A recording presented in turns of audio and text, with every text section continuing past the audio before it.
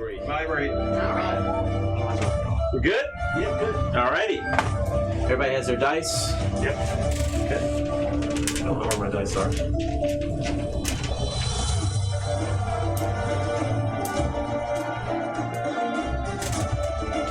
Okay, this should stay. Hello, ladies and gentlemen. Happy holidays, Merry Christmas, and all the other fun things you celebrate. I am Stan Smith. Welcome to the Strange Realms. This will be my last game of the year, role-playing game.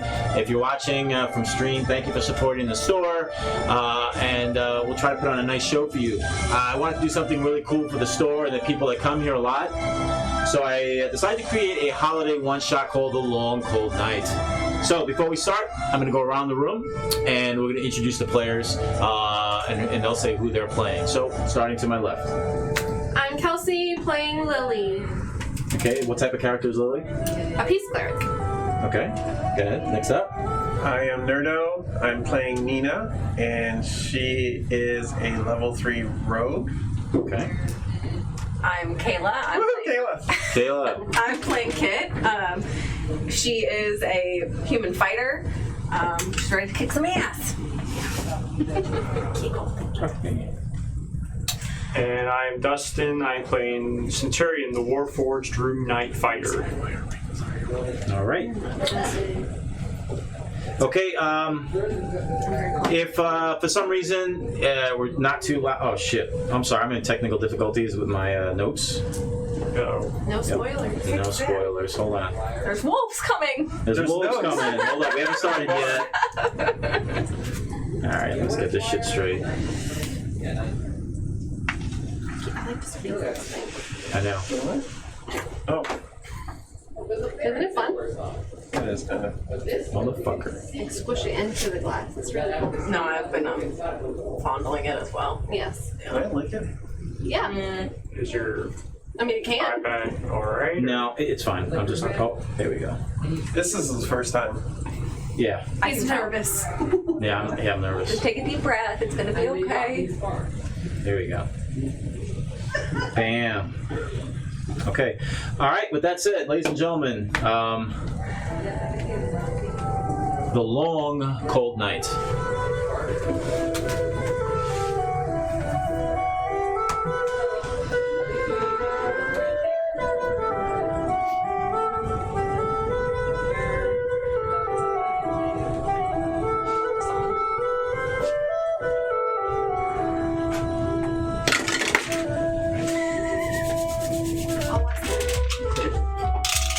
Was the night before Wintermas, and all through the dale, not a creature was stirring, because it was cold as hell.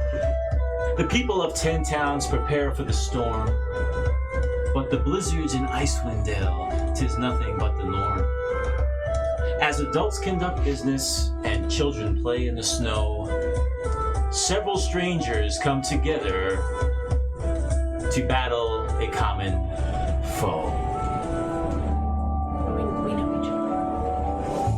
Our story begins in the northern tundra of Icewind Dale, located in the frozen far region of Faerun. It earned its name from the harsh winds and the icy storms that scour the landscape. Within Icewind Dale is the frontier village known as 10 Towns.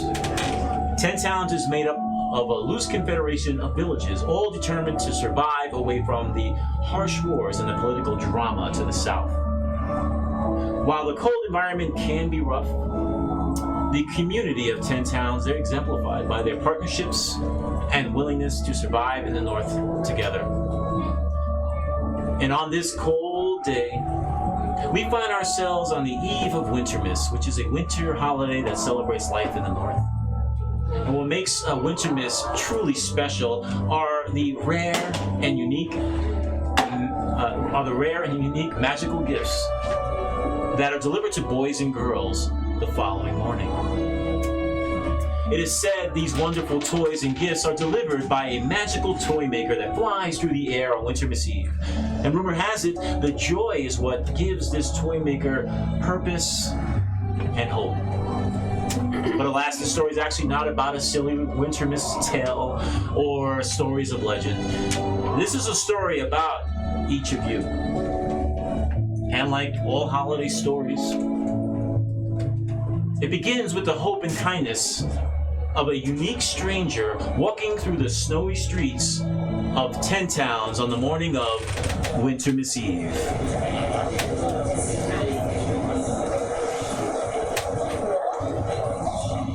It is early morning in the village of 10 Towns, and the cold streets are all covered with snow as light flurries gently fall to the earth from the sky. All the homes and businesses are also covered in several inches of snow, and large icicles cling to rooftops glistening in the morning sun. The town itself, it's busy with activity, and all the citizens are preparing for the holiday of Wintermas. However, a lone figure wearing a suit of armor quietly walks through the snowy streets of 10 Towns, looking for a business called Humbug Toy Distributors. Now, this company, they're looking to pay top coin for someone or some persons to go to the Northern Vale for some certain information. This figure in this armored suit looks upward at the morning sun, not bothered by the weather, and continues walking to look for this business. Can you describe what your character looks like? So my character is basically just a big suit of silver and gold armor. He has a unique looking gold and silver shield, a long sword on his side. But you notice that he doesn't have a mouth. His helmet doesn't have like a mouth orifice to speak out of. Centurion, as you carefully maneuver through the snowy streets looking for Humbug Toy Distributors, you see an old halfling woman beggar. She seems to be sitting against a cottage, all bundled up with all sorts of rags, and she's shivering with her tiny body, and you see her standing out there with her tiny hand holding out. As people pass her by, she seems to be asking for help, and their noses are up in the air, and no one's paying attention to this poor older woman. But this halfling woman turns her gaze upon you. She smiles, and the wrinkles crease around her eyes. She holds up her tiny little hand. Merry Wintermas, my lord. Any spare change of food you can spare? And her hand shakes to me. So Centurion will walk up to her and be like, "Miss, are you in need of assistance?" I am, dear sir. I am. Do you have any coin to spare or food for an old woman? What are you? Well, what do you have on you? Look at my inventory. I said I have money, yes. And then as far as like food or anything, give me 1 second. Well, Centurion doesn't even eat. He has a thing of rations. Okay. So he is going to give up, let's say, he has money to, let's say,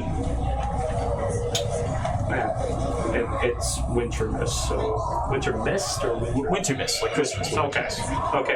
So he's gonna give up 10 gold and the thing of rations. Okay, please subtract that from your inventory. Big spender. Yeah, he is. Surprisingly, she reaches up with her tiny little hands and she grabs all the items you just gave to her, the food and the gold. What name do you have, my lord? My name is Centurion. Centurion, my name is Neola. I have not seen this generosity in ages. Why have you come to 10 Towns? I am in search for a business called Humbug Toys. Her small hand points down the street, and you look where she's pointing. Past all the businesses, you happen to see a 2-story building with a large sign that says Humbug Toy Distributors. She says to you, that's where you can find the location you're looking for. Are you here for the holiday season as well? Yes, I am. Very Well, your generosity will not go unnoticed. May the gods watch over you, my metal friends. Oh, one last thing. The Wintermas holiday is about giving. And since you've given to me, I wish to give to you, she says. And she starts going through her rags. The snow is falling all around her. And she reaches out and she grabs a wooden toy snowman. And she holds it up to you. Are you sure? My dear, this is the least I can do. I've had this most of my life.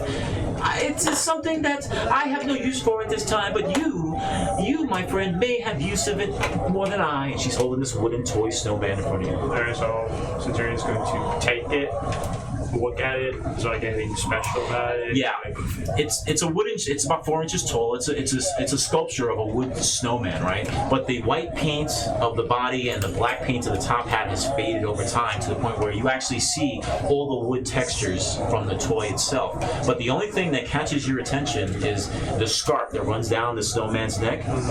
All the bright colors, and there are multiple colors, are beautiful. They have been untouched by time, and you see colors of purple, orange, green, blue, yellow, and red. Okay. So It's a rainbow color scarf, yes.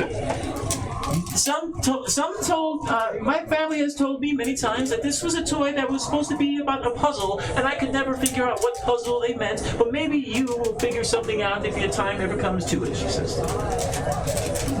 Perhaps one day I can figure out this puzzle that you speak of. Well, thank you, ma'am. Are you sure you're going to be fine out here in the cold? The people of 10 towns take care of their own. I will be fine, she says to you. But just remember, the simplest of gifts, and her eyes and her hands gestures towards the snowman, can even melt the coldest of hearts. Merry Wintermas, my friend, and may the gods protect you. Merry Wintermas, and Centurion will go to the building that the woman The described. Humbug Toy Distributors? Yes. Got it.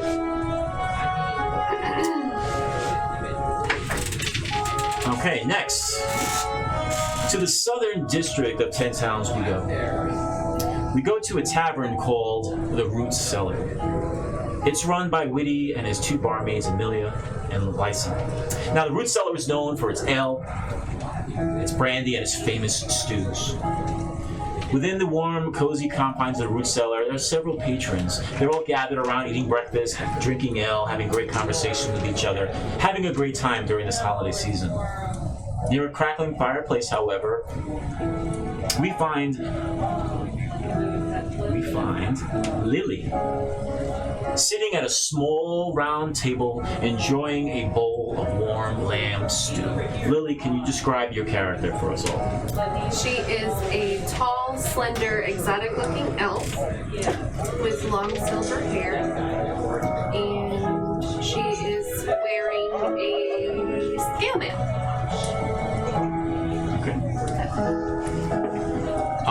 As you sit and enjoying your stew, Lily, your attention goes to the front doors. As you see they open up, a gust of cold wind from outside enters, some snow flurries fly into the tavern.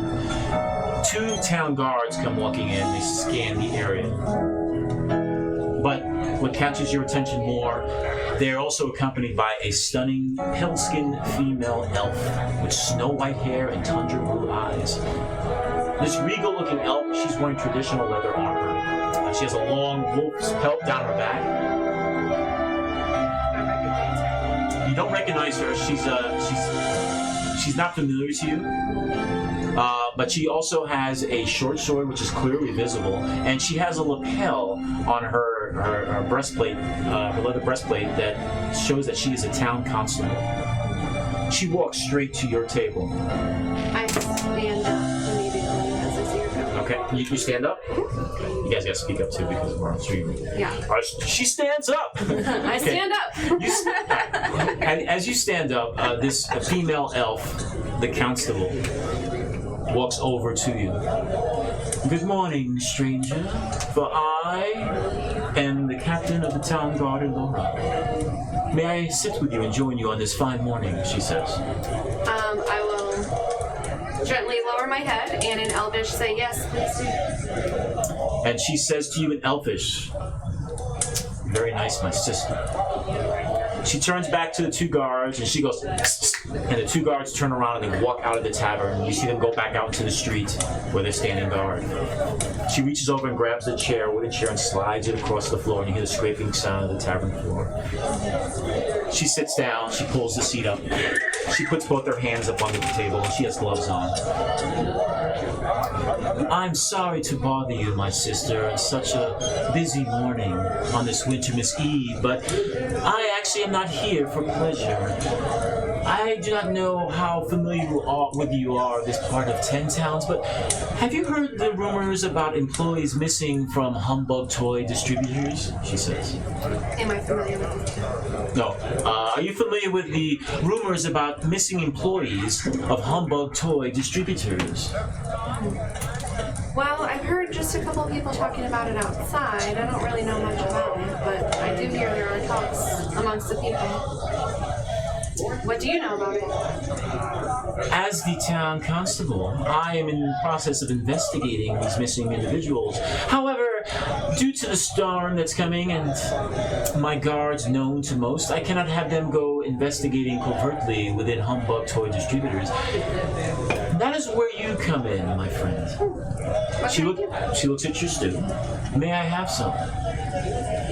Would you like me to order you one, or you just want some of mine? She starts taking off the gloves, and she reaches for the stew. "May I?" Oh, okay. She grabs it and she takes a small sip. An acquired taste, and she slides it right back to you. Okay. Most of the villagers have been going to Humbugs for quite some time with employment, but have gone disappearing. And some say their disappearance have to do with travels to the north. Are you familiar with the ice wizard, Ivan the Cold? Am I? I'm not. What is this? This is news to me. She sort of looks around with her tundra blue eyes, and she scans the tavern as you say that. I'm leaning closer. She leans in close to you. Really close. Many decades ago, my elvish sister, two young brothers grew up in the northern vale of Icewind Dale. One was kind and loved by his parents, and the other was cruel and always being punished. As the boys grew older, their parents eventually passing away, they both went separate ways, one to the northwest and the other brother to the northeast. The good sibling studied toy making and became a masterful artificer, but the cruel sibling studied sorcery, thus becoming a powerful mage. Some say the wintry weather is caused by the cruel brother known as Ivan the Cold. And so the story goes, in an attempt to bring happiness to the Dale, Ivan's brother Kristoff is said to be the one delivering toys and hope during Wintermas every year. Oh, that's sweet. So, I ask of you, would you help us with this investigation? Go to Humbug Toy Distributors to see what type of work they have, go along with them, and try to get information about the missing subjects who went there for employment as well. Well, I do have a couple of friends here as well. Shall I bring them? If they're friends that you trust, by all means. And I'll get back with you before the end of the evening. Very well. She gets up from the table. Once again, you hear the scraping sound from the wood chair on the tavern floor. She grabs her glove. She puts it on. Her eyes scan the whole tavern. She looks back at you. My sister, until the evening. And she turns around and walks out. I'm gonna smell my soup where she took the sip. And it smells delicious. I'm gonna lick it. So within the far, Fancy. So within the far corner of the Root Cellar Tavern, adjacent to frosted windows, there are several people joyfully gathering around a table where two subjects sit across from each other, hands locked, elbows firmly to the table as if they're about to arm wrestle. One of the figures is a huge, large, burly man with a red beard and a matching wavy red hair. His arms are so large they're stretching the stained sweater that he has. His opponent, however, smiles at him confidently and is much smaller. Describe what your character looks like. Kit is a thin, rather average-sized human wearing chainmail, carrying a warhammer, and looks like gonna do some arm wrestling here, huh? Okay. Get it. So, yes, you came here with an associate of yours, Okay. would be Lily. She was having stew, and you partook in this game. So this large man's named Thomas Doretti. You both are squeezing your hands. People seem to be all gathered around you at this table. They're all taking side bets and collecting money. His hands are so tight, and they're squeezing your hands. But you have a feeling you may be able to best this man in a game of arm wrestling. Thomas the Red says to you, "Oi! I don't arm wrestle for coin. I arm wrestle for weapons or trinkets or magic items. What do you have on your person?" Okay. Let me see. And while you're thinking, he's crushing your hand.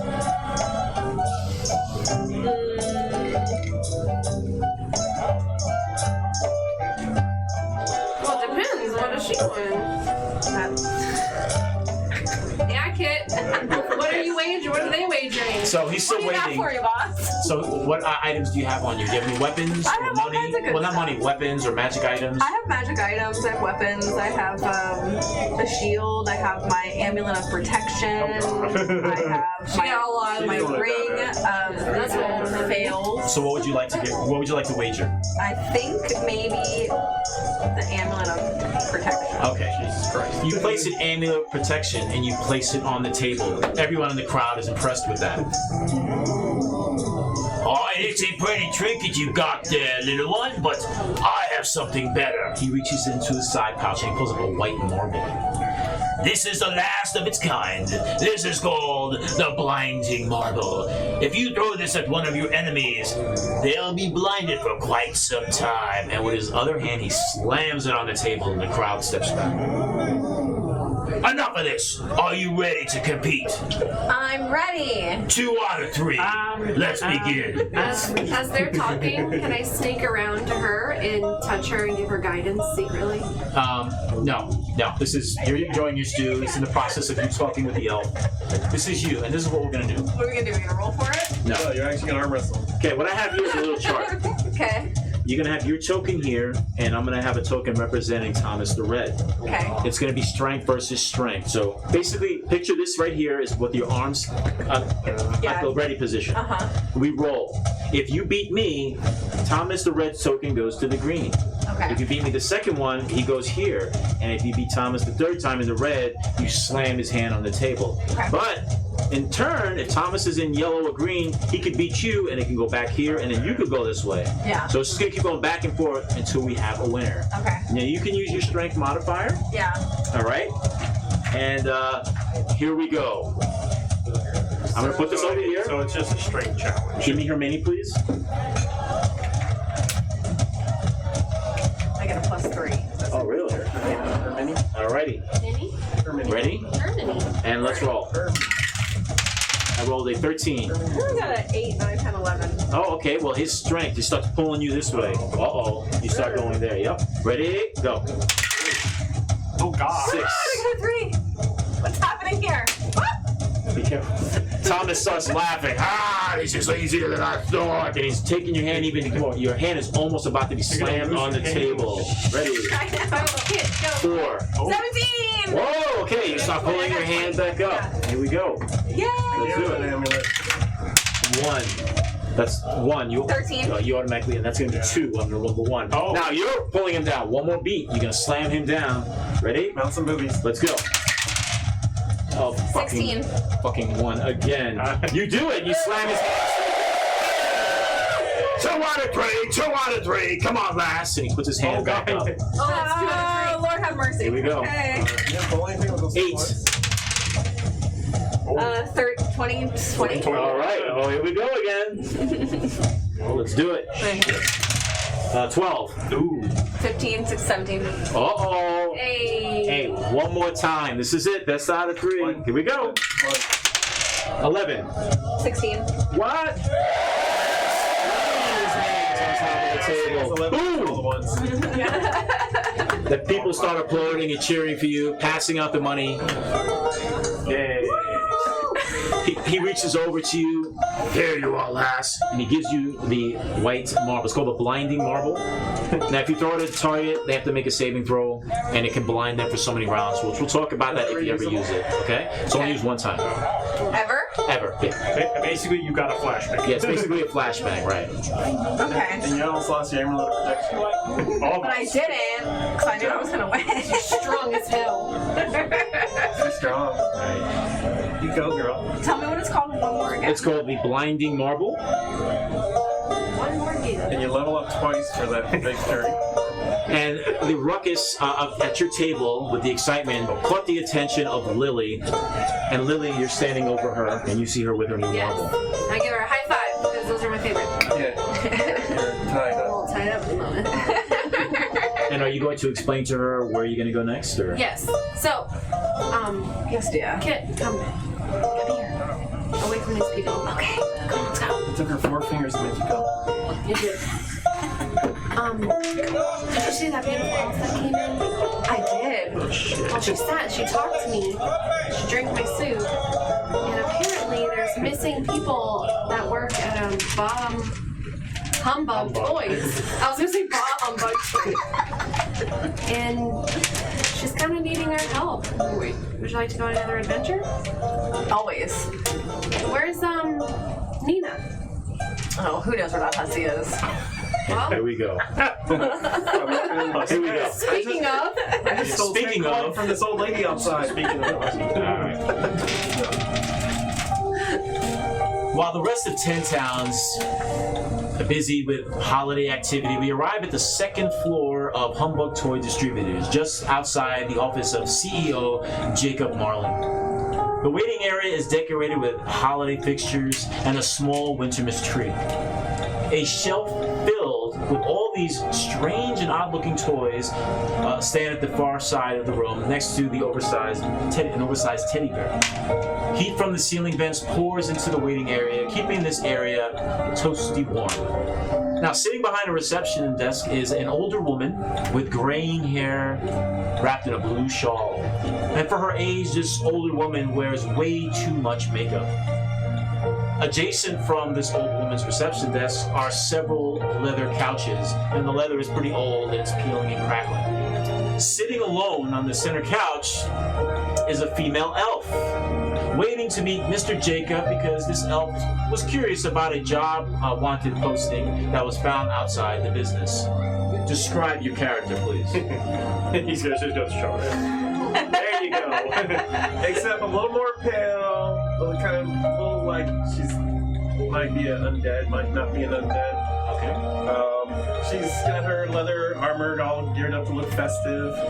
She's and she's got a couple weapons hanging by her side that are decorated with tinsel and just to look festive. She cute. She's on the casting couch. So, as you patiently sit to inquire about the job posting that you saw outside, this old woman watching you with suspicious eyes, she reaches over to her desk and she pulls out a tobacco stick. She puts it in her mouth. She takes a flint and she lights it. Hey, what do they call you? As she's smoking. If they know about me, they call me Nina. Nina, huh? Nina, not Nina. Now her old eyes caked with makeup and mascara. She's looking at you up and down. What do they call you? Franny Cratchit. Hi, Frank. And she's coughing, and you hear the gurgling, and it's really nasty with the phlegm. And, yeah, I see weapons you have. Which one's your favorite?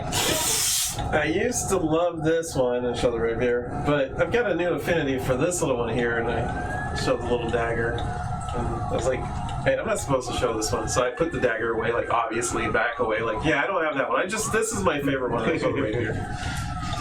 So, Nina, does that weapon have magic spells? Can you cast wizardry stuff, fireballs? She's coughing again. It's just part of my team, and it was assigned to me for being part of a crew. She looks at you again. Her eyes stay locked on you, even though her head sort of turns. She puts the cigarette in the side of her mouth. She grabs a cool pen and a ledger. She opens it up, and she starts writing in it. And she says to you, picks it up, the tobacco, and you see it's all caked with lipstick. Nina, in case of your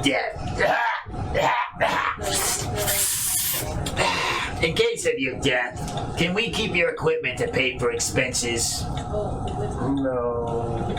No. She puts the cigarette back in her mouth. And she starts writing in this book. Because, okay, I'm gonna go tell Mr. Marley that you're here to see him. she gets up from this desk and she walks over to these two large oak doors. And she grabs them, and before she opens it up, she turns back to you with a cigarette dangling in her mouth and getting really close to her lips. Can I hit that? No, you can sit and wait. And don't try any funny business with sticky fingers. You hear me? Okay. And she turns around and she walks out and she closes the door in some office that she just entered. Okay? You're in this reception area. You have her desk. You have a shelf with toys, a stuffed animal, a Wintermas tree. What would you like to do? I would like to look around and see what it is that she doesn't want me to steal. Okay.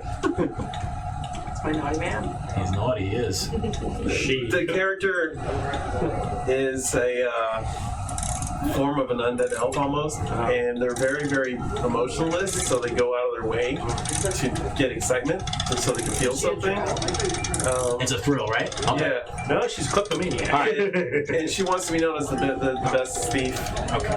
Let's make a perception roll, please, as you start scanning around the room. 9 plus 7. Okay, this is good. First thing that catches your attention is the shelf filled with all sorts of toys. You sort of walk over and you start looking at these toys. A lot of them are average, common toys. You see some dolls, some rubber balls, some horses. You see little tin soldiers. But the one toy that catches your attention and is sort of stuck back in one of the shelves is a plush Yeti with white fur, black horns, and these huge, shiny marble eyes. And what's the least obnoxious toy? Like, what's the least impressive toy? Probably a rubber ball. Okay. So, obviously, I'm going to wait a little bit on the Yeti, Okay. but I'm going to take the rubber ball. Okay. When you grab the rubber ball, you actually hear the Yeti go like a squeaky noise, and its head still just looking right at you, looking so adorably cute. Alright, until I get the job, I'm not going to steal the Yeti just yet. But the Yeti is on my to-do list. Okay, so you're just taking a ball. Yeah, I'm just taking the ball. Alright. But I'm holding the ball and playing with it in obvious that I have the ball. Well, remaining time that you have left, the desk area catches your attention. There's a ledger and a manifest. Just breezing through the ledger, there's a list of all these travelers that have gone north, employees, but you see no return dates whatsoever for any of them. And there's a manifest, and you read notes on the manifest, and it talks about warnings of frost giants that have been delaying shipments. But this, you can tell by the date, this entry was about a year ago. Do I see anything about these people that have signed up? If they left their armor, like if they agreed to leave their stuff, No, or anything? If any armors come back, or No, none. I'm gonna need that Yeti. Do you want to get it? It's not gonna be quiet. I'm gonna ask if he wants to come with me. I'm gonna go, hey, you wanna come with me? And I just open my arms, see if he comes to me. All right, it does not go to you, but this is a beautiful-looking white stuffed furry Yeti. And its eyes are large, almost like black anime eyes, shiny, looking at you. Its head tilted to the side, its little black horns. Okay, I'm gonna put it on my back. I'm gonna take it and put it on my back where I'm not, it's obvious I have it. Okay. Yeah. So About a So I minute have later. the ball and the Yeti. Okay. A minute later, the door opens up to the offices, and one by one, each of you enter Humbug Toy Distributors and arrive at the second floor, just outside Jacob Marley's offices. What's your name? Centurion. Now, some of you obviously have past acquaintances. Others do not. I don't know. We have a We don't Okay. know it. Oh, only you and I. Yes. Oh, okay. Regardless, you're here for a purpose. Some of you to find information. Other you are here to collect some coin for the holiday season. At that moment, an older woman with graying hair exits two large oak doors on the other side of this waiting area. Way too much makeup. Her body is slouching with a blue shawl, and she has a fresh tobacco stick in her mouth as she looks at all of you. Wow, there's more of you than I thought that would come here today. Mr. Marley will see you all now. She puts the cigarette inside of her mouth. She walks over to a desk, and she looks at you. Nobody cared for that ugly Yeti. You can keep it for all we care. Thank I'm you. gonna walk over to Nina. Hi, Nina. I'll put the ball back when I'm done. She grabs a ledger, and as you go to file into the office, her eyes fall on you. What name your pappies gave you? She takes out the corporate pen. I'm Lily. Nice to meet you. And smoke goes, yeah. Oh, nice to meet you. Lovely, dear. What about you? And she looks over at you. Go in. Her eyes go back to you. What do they call I'm you? gonna be like, Kit. Just Kit? That's it. Go inside. Marley will see you. You too. Quit doing that. It's nasty. And you can quit bossing me around, you little hussy. And the old woman goes over to you, and she sort of, Oh, wait, hold on. me too. I tower over her. her head is just about at your chest level. Her eyes scan upward, and she looks at you. Well, you don't get knights around these parts. What do they call you? My name is Centurion. I am a warforged. She squints her eyes. Yeah, that's lovely. Mr. Marley will see. Mr. Marley will see you too. And she sort of steps back. You know this guy? I do. This is Nina and my friend Nina and Kit. It is a pleasure to make your acquaintance. You're weird. He's, I like it. I like There's it. not many of him around. I am a warforged. Nice He to meet doesn't you. have a mouth. Kind of How do you- touch his armor and poke him. I wonder. He's cool. I wonder. Okay, Okay. How, now we know each so other. many questions. All right. So at this, all right. Upon entering Jacob's office, Jacob Marley, you're immediately met by the smell of wood and pine. There is a large domed skylight, and there's the only light source in this entire room. Though there's frost and snow over this domed skylight, the morning sun illuminates this room regardless. There are two small Wintermas trees that flank a large desk on the far side of this room. Several chairs are haphazardly situated in front of this desk, and sitting on a high chair, commonly used for children or infants, is a sharply dressed gnome in a green suit. This sharply dressed gnome adjusts his straps and suspenders as he seems to be counting money on his desk. The gnome has wavy gray balding hair and large thick chopped sideburns going down his face. Upon hearing you enter the room, the gnome slaps the back of his head, and there's a monocle that pops out of his eye, and he catches the monocle. He sort of stands up trying to look a little more presentable as he sees you all walk into the room.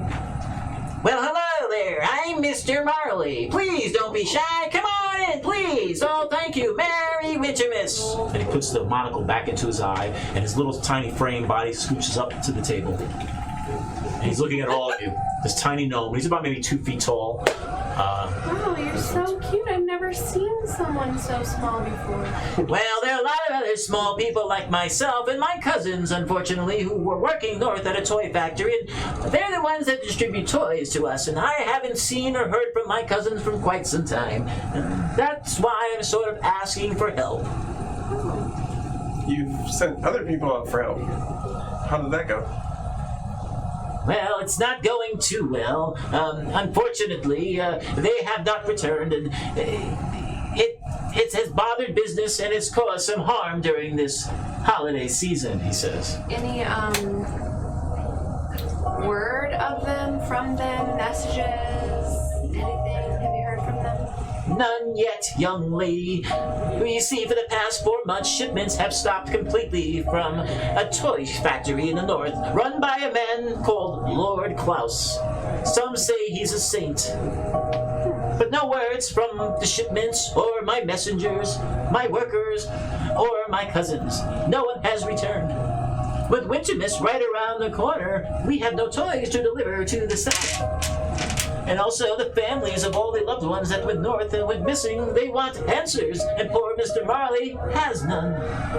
With no toys to deliver, or the missing loved ones returning homes to their family, this holiday season could be a disaster. And that is why I'm willing to pay each of you. And he reaches over to a sack of change and coins. He lets it go to the table. 30 gold pieces each, and I will also donate 30 silver to a person or business of your choice.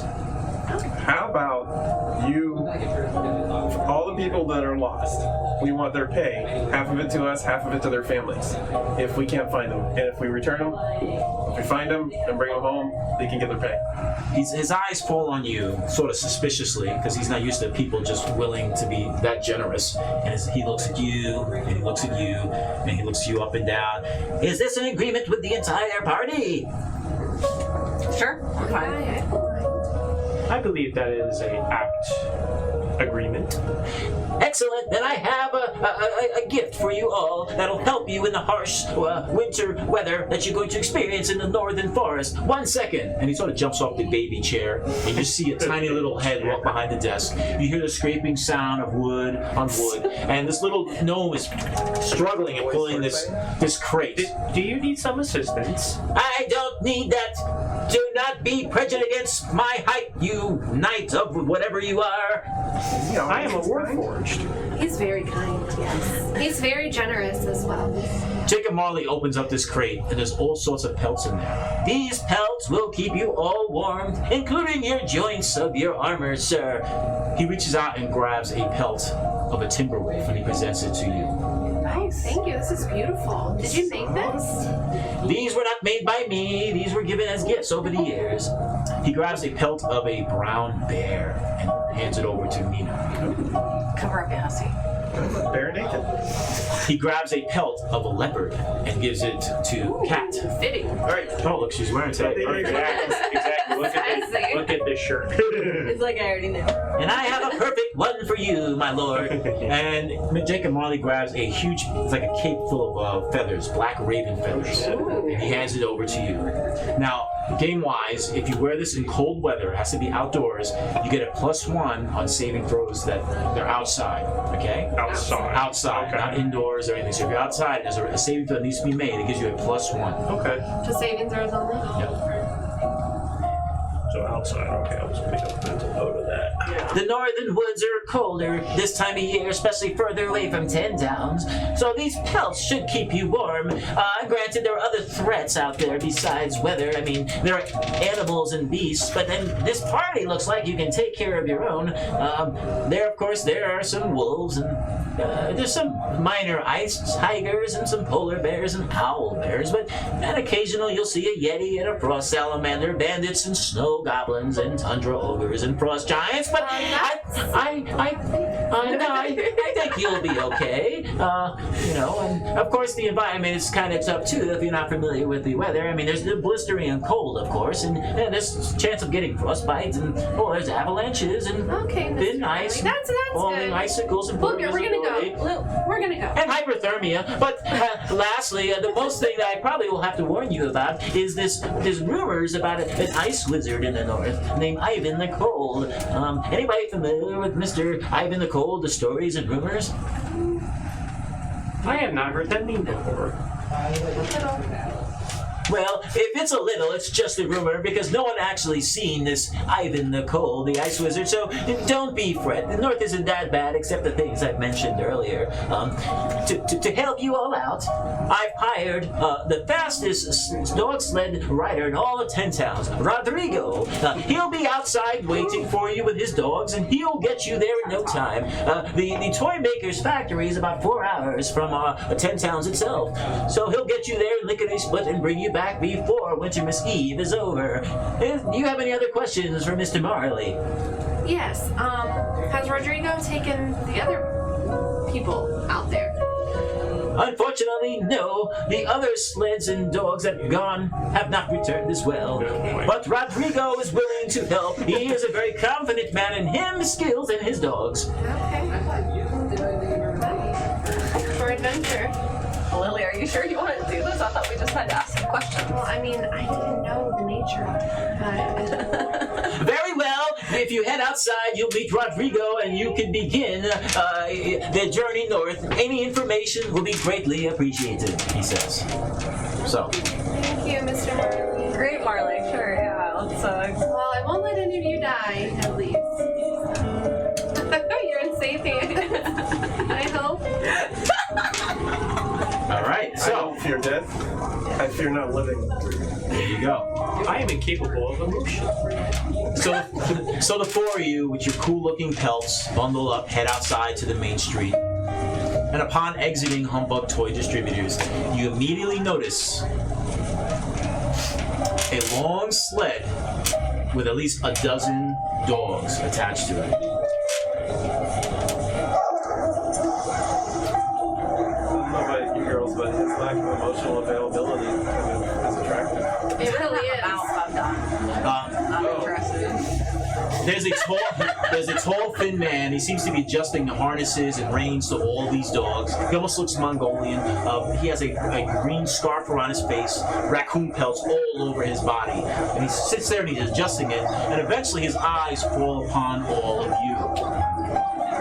Merry Wintermas, passengers! Merry Wintermas, for I am Rodrigo, the greatest of all of 10 towns and guiding people in the sleigh. So animated. Oh, it is I, Rodrigo. You are going to be in good hands with Rodrigo. This is a good times. So I am told I'm going to take you all to the northern part of the forest, and we will find the toy maker's cottage, and I'll bring you back lickety-split with my dogs. Right, dogs? And the dogs all start. Well, hello, Rodrigo. He walks over and he says to you, "What do they call you, my love?" Kit. Very nice to meet you, Kit. And your name? Lily, are those real muscles? You girls flatter, Rodrigo. And you, young lady, what do they call you? Somebody admires your muscles.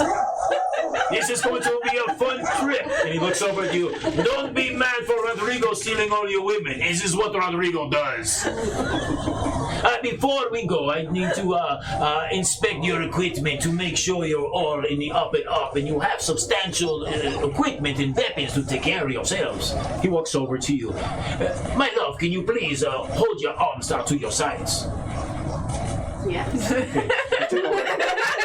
He starts patting you down, and he's all about work. He's not really looking at you seductively or anything around it. I'm looking at him seductively.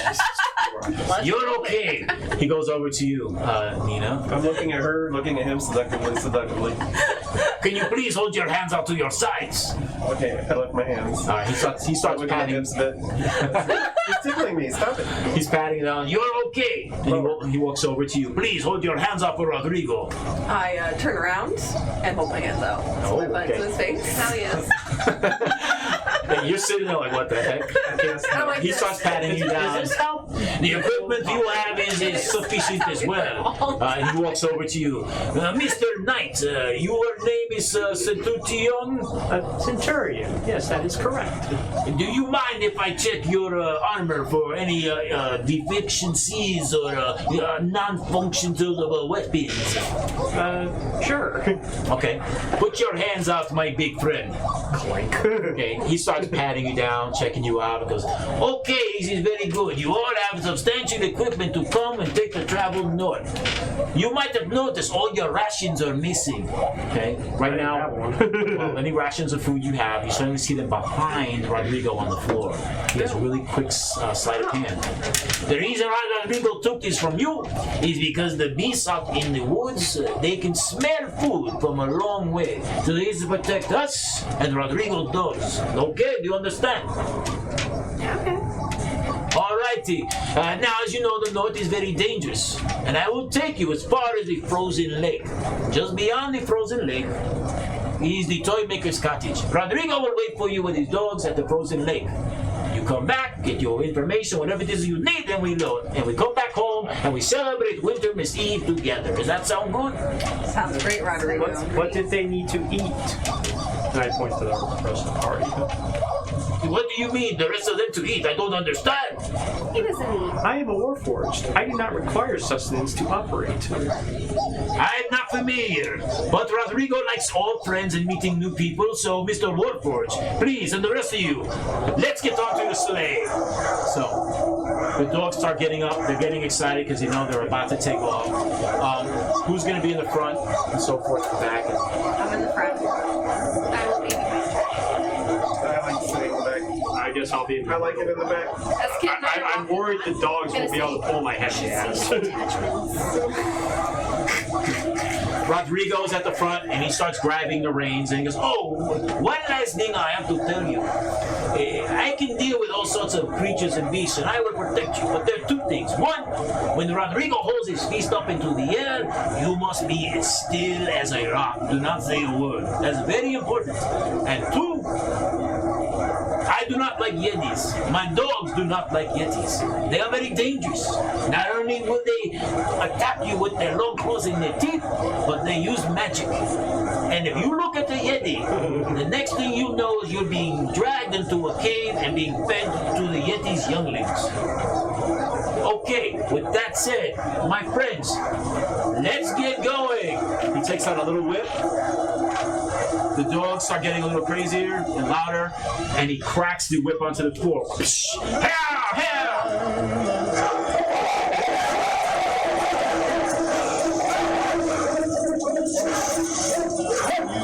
The dogs start speed real fast through 10 towns. Everything, the left and right of you is the blur, the breeze, the snow, everything's quick as you guys are flying through 10 towns at great speed, heading to the northern forest to find out what's going on at this toy maker's workshop.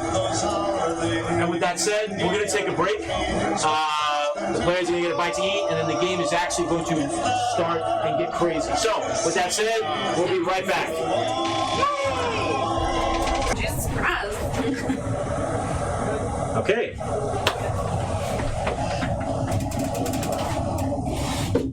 All right. Say hi, Michael. Hello, everyone. Hi, Welcome Michael. back. Sorry, I had a dinner break. Here we go.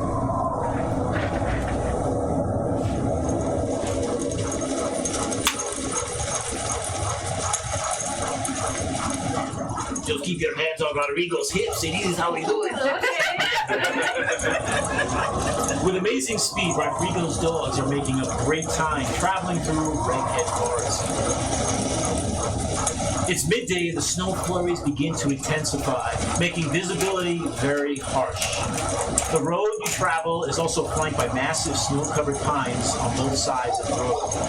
And as the dogs move with great speed, the blistering cold stings whatever flesh you have exposed. You each completely bundled in the pelts that Mr. Jacob Marley gave you. However, subconsciously, you guys are slowly huddled against each other because it is getting colder and colder as you go further north. Sure. We're always having that. Just for the warmth. I'm trying to figure out a little bit more about the Yeti. Well, little Yeti dog I have. You could go into You're messing fast, so with it was the Yeti. that little toy you have as a key Later. Suddenly, later. Yeah, with the sled, without warning, begins to slow down. It begins to stop. Rodrigo slowly holds up a fist. Okay. Each dog immediately drops to the ground, almost disappearing into the snow. Rodrigo, with his fist held, slowly turns with the other finger to his mouth on top of the scarf, and he looks at each of you to see what you do when he holds his fist up. What do you do? He looks at you, and his eyes, you can see he's angry. So, as a player, what do you do when he holds his fist up? I just stare at him and I look really terrified. His eyes slowly go to you. I pull out my little dagger and I stealth in the snow. Are you jumping off the sled? Well, it's slowing down, right? Yeah, so it finally came to a stop. But remember what he told you. I'm right at the end. I'm like, Okay, I got you. I stealth. Yep. I'm crouched down, just like that. I'm looking around. Disappeared. Whatever's out there. Okay. As you do, Rodrigo, the hand that he has to his lips, he slowly points to snow-covered pine trees to the right of the road. Let's do perception rolls all around the table, one at a time, starting with Lily. Okay. It's a high number. My first 18. roll. 17. Nope.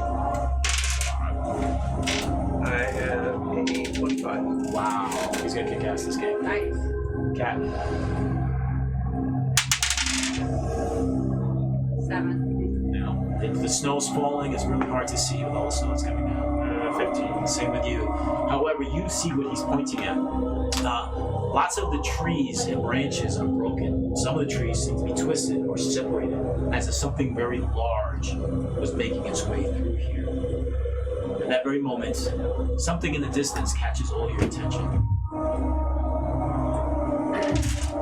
Loud thumping noises. And they get louder and louder.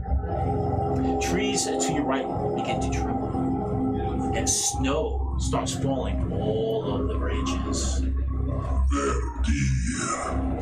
Suddenly, a 30-foot frost giant emerges from the tree line.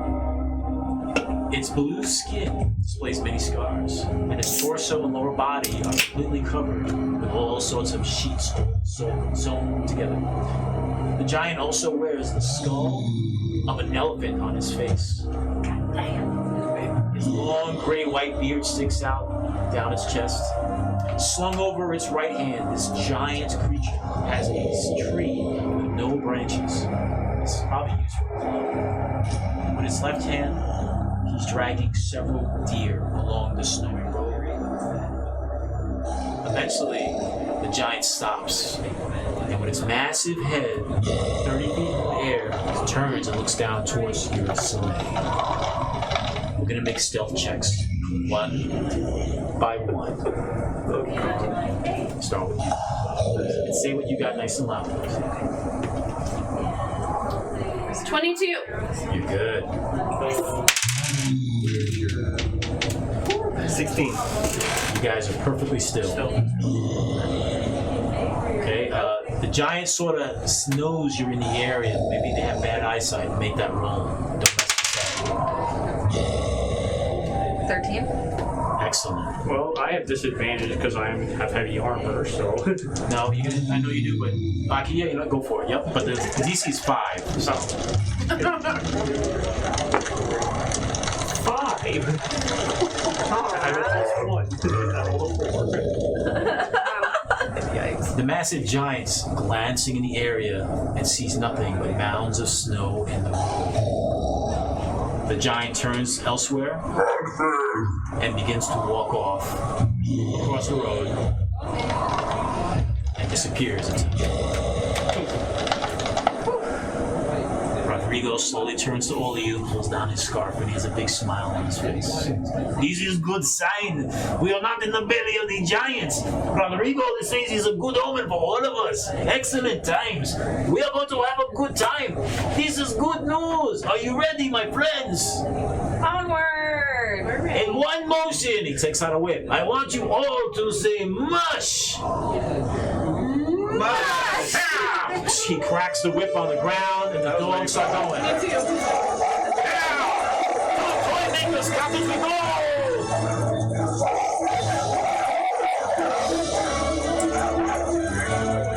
Wanna grab a map?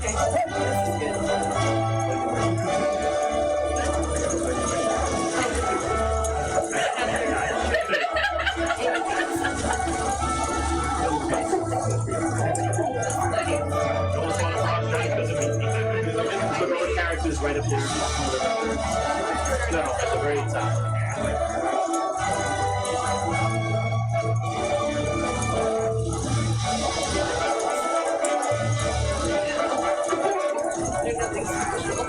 Oh, yeah, they are.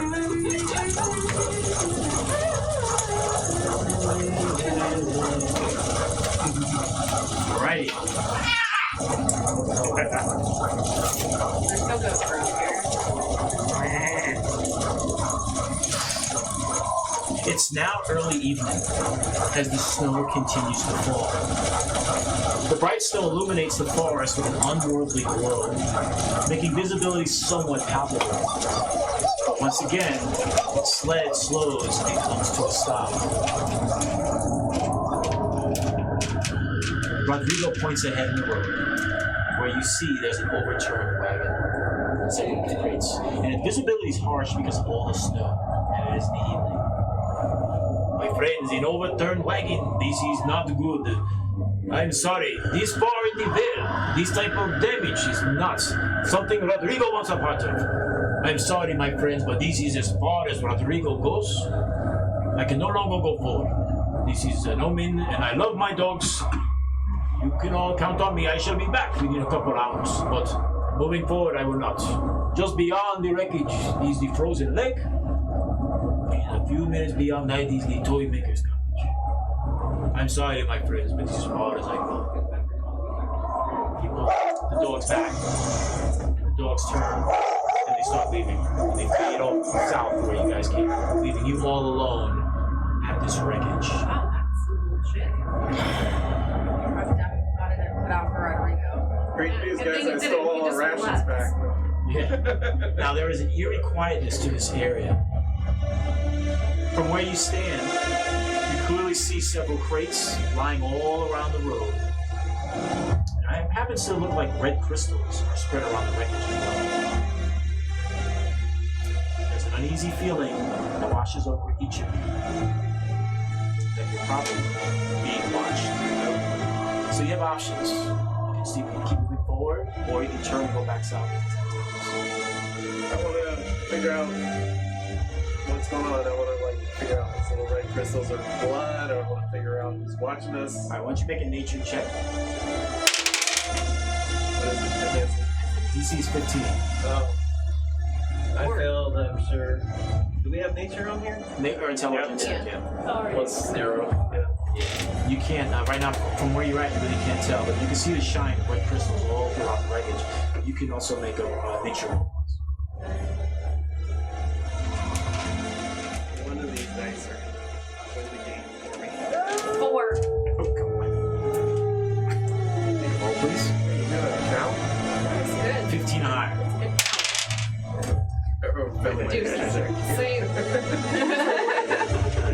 Nature for So, yeah, the snow is so thick, and it's kind of hard to really I'm gonna see touch beyond you, where so you're you at. can do it and roll it. I rolled a 2. Oh, so, All right, so right now it's you. It just looks like red crystals and snow falling all around you. That's so nice. Can I take one? You have to move on. Okay, yeah, let's go.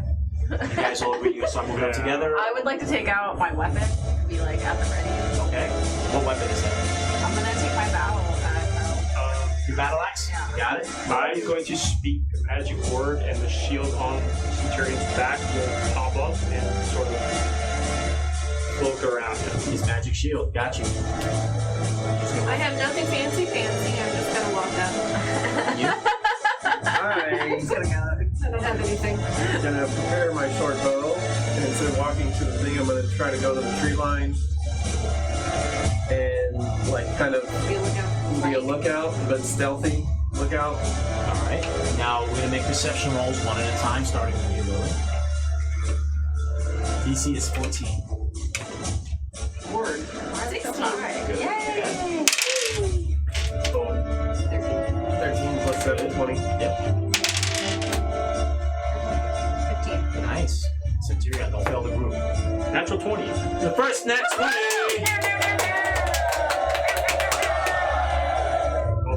I flash my movies. Hey. He's unmoved. Oh my goodness. So, I think it scratched your armor. Wait, yeah, please cover up. You do not want to get frostbite. so as you guys slowly move forward, can you guys move you guys up 4 boxes, 4 rows? 1, 2, 3. I'm in a tree. Yay! Everybody up there? Yep. I'm kind of hiding in the trees. From where you're at, just beyond the wreckage, a massive wolf slinks through the snowy wreckage with little food. Oh. Its spotless white coat making it easy to lose sight of despite its size, but you all happen to notice it. The beast's head moves side to side methodically as it starts scanning the area in your direction.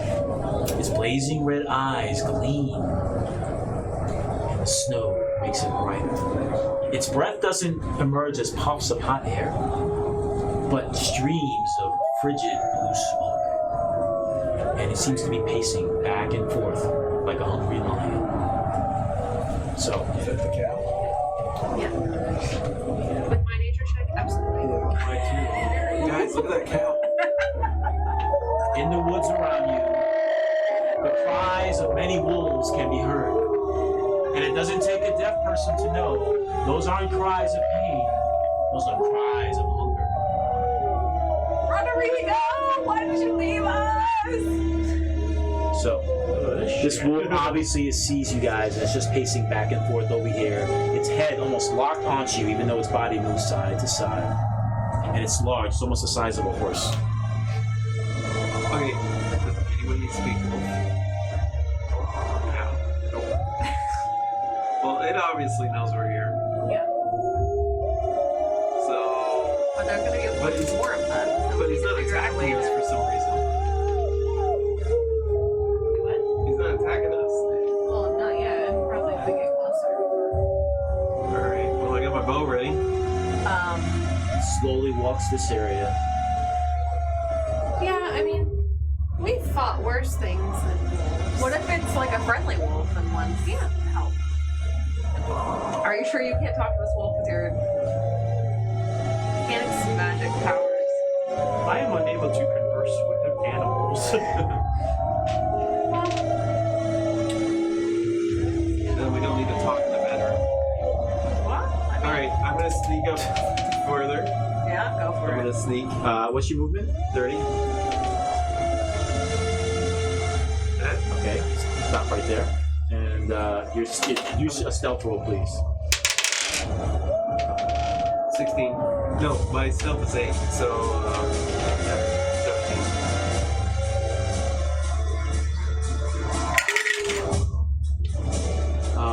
When you get there, another wolf slowly turns the corner and looks right at you. Lily, what would you like to do?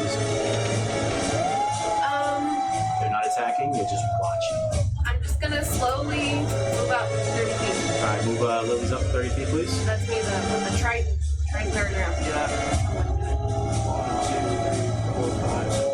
Just Okay. very slowly, non-aggressive. Cat. I am gonna hang out right here. You sit back. You Okay. got a ranged weapon? I'm gonna get my bow out. Switching out. Yeah. Centurion, the big guy, the tank. What are you gonna do? Sit back or are you gonna move up? Move up a little bit, but not too much. Here. That's it. Cat, do you know your passive perception by any chance? Passive perception. Yes. Look at your wisdom. What's your wisdom? My wisdom 10 plus your. the only thing I have perception of bonus and 2 and an insight of bonus. Alright, so we'll give you 2, so I'll be 12. I roll 4. As everyone moves up and you draw your weapon, you hear the sound of crackling snow behind I look you. behind And you me. turn around Uh-huh. and another massive wolf appears. We're getting surrounded. Yes. And the night sky, the white snow flurries coming down on all of you. The wolves' eyes are blazing red. They are hungry. It's obvious they're not here to play.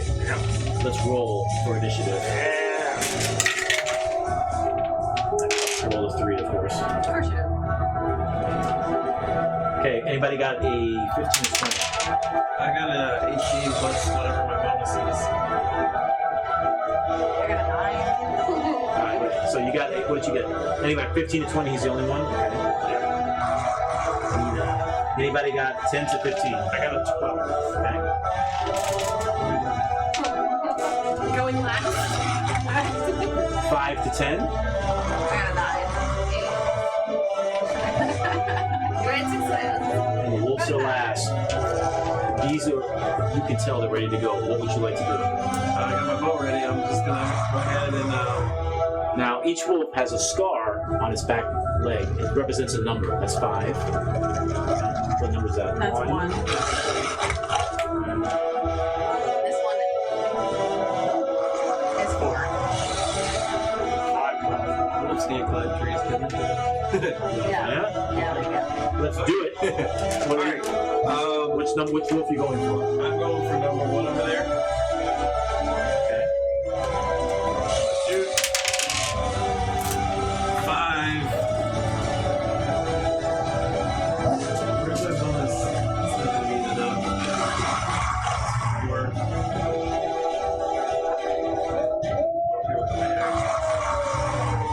Wait, plus 6, so 11.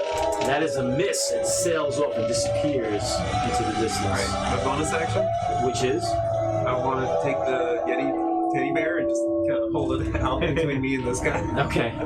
You see there's no effect. This creature's eyes, it snarls, you see its teeth. It's just slowly slinking through the snow, Maybe coming they towards look you. like Yetis, you know. Centurion. Alright, so these 3 wolves. Probably thinks there's gonna be more coming, so he's gonna do this. As a bonus action, he's gonna activate his Giant's Might. So, Can you tell me what that is? so please? you see Centurion basically grow to one size larger than him, so he's considered a large creature now. I have advantage on strength checks and strength saving throws, and I can deal extra damage when I hit with an attack. Alright, let's. His fingers. So you're much larger. Yes. Okay, so it basically takes up 4 spaces. And he goes just a little high, so he's going to go to the one Great, behind. it's fantastic. 30. And that number is what? What wolf? 5, 4, 4. 4? Okay. And he's going to attack with his long sword. So plus 5 to hit. It is nimble and jumps back as your blade smashes into the snow. Snow kicks up all around you like white powder and settles down. His hair starts standing up on his back. This wolf is ready to attack. Speaking of being attacked, Pat. I am going to use my bow and try and get number 4. All right, using your bow, you pull it back. You aim and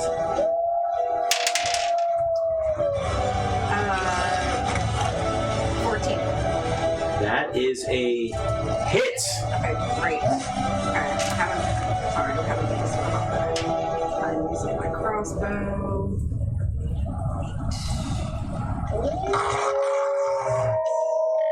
Yeah, that's an 8. That's an 8. I got an 8 points of piercing damage. 8. Yeah. Nice. The arrow sails and hits its hind leg. It lets out a nasty yell. And that does damage. It's bloodied. What number wolf is that? Number 4. Got it. Wow. Good shot. Excellent shot. You're welcome. That wolf is very... That's right, tell your team. You're welcome, motherfuckers. Now it is Lily's turn. Then it's the wolf's turn, guys.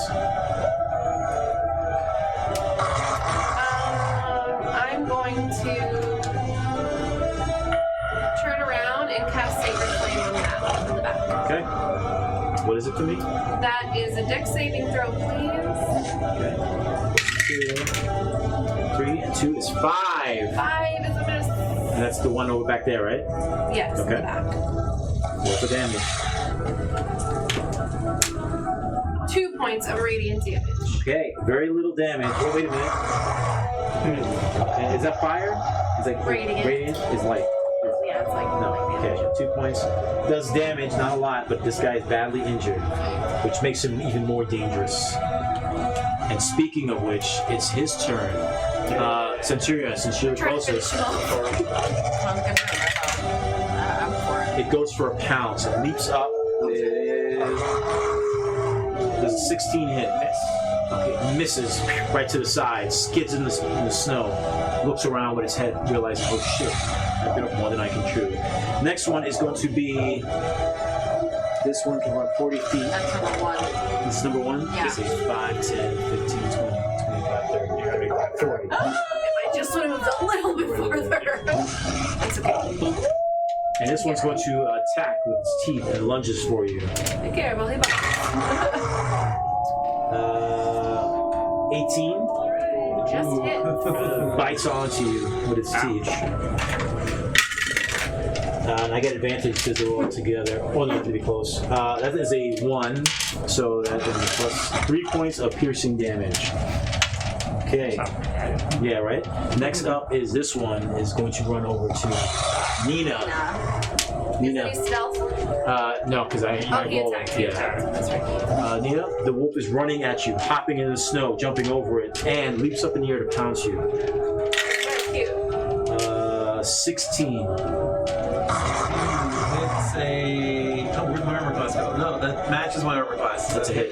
It basically knocks you to the ground. You're about to fall over. It's going to be strength versus strength. If I beat you, he's going to pin you to the ground and he gets another attack. Okay, ready? Strength versus strength. I rolled a freaking 5 plus 6. 13 plus 1. All right, this wolf jumps in the air and you throw him to the side. He rolls in the snow, pops back up, growling at you. That's his turn. Nina, you're up. All right.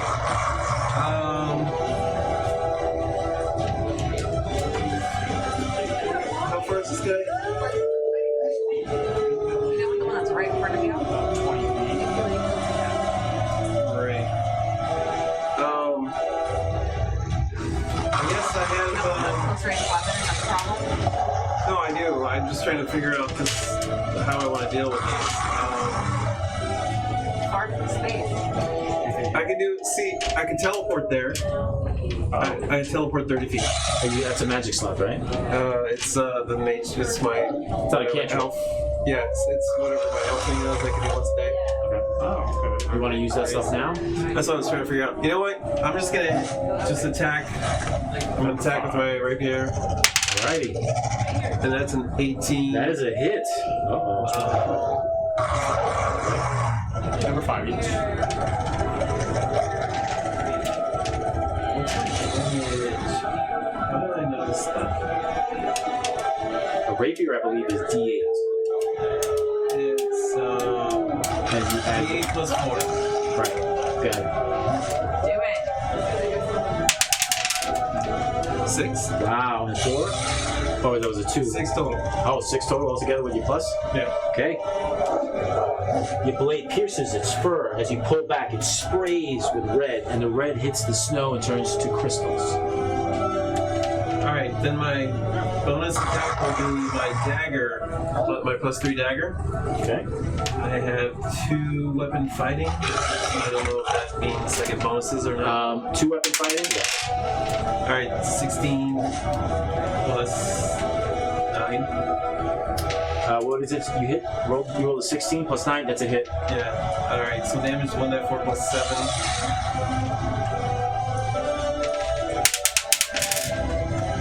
That's 2. That's 9. 9 points damage. Describe to the party how you slay this wolf. Yeah, as it's getting up to attack me, I just jump on it and double smack it a couple times. It's dead. Next up is Centurion. Alright. Kick his ass. So, he's the one going after Lily, so he's going to help that. He will take the attack of opportunity. I'll take the attack of opportunity from this one. Okay. Available? Where did you find that? 15. That misses. Which misses with its bite. And I will attack that one. Go for it. 10 again, bam. That is a miss. It leaps back. Anything else? Bonus actions? Nope. Cat. I'm gonna switch my bow out and get my warhammer, and then I'm going to dash over to number 4 over here. Oh, we're gonna move. Dash is just say move. The You dash don't is. have to dash. You're right. You're running. Excuse me. Running to him. It could be a room dash. You have the warhammer and. I got a nat 18. Woo! And what's you're gonna roll for damage? Yeah. Yeah, you are. So that's a nat 2 with my bonus. Stop right there because describe to the party in nice detail how you take out this wolf with your warhammer. I jump and clobber him on the head. And his range is It's dead. Give me that. That's the Nice. kid I remember. How dare you? We're trying to walk through the woods. And last is Lily. All right. I guess I have to melee attack this guy with my mace.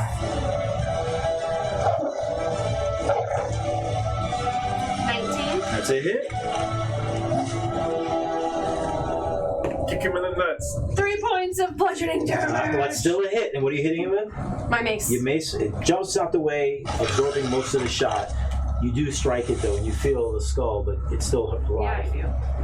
That was 3 points, right? Okay, and it's his turn. Centurion over you. I'm going to roll a 6-sided dice. 1, 2, 3 goes for you. 4, 5, 6. The wolf goes for you. 4 goes for you.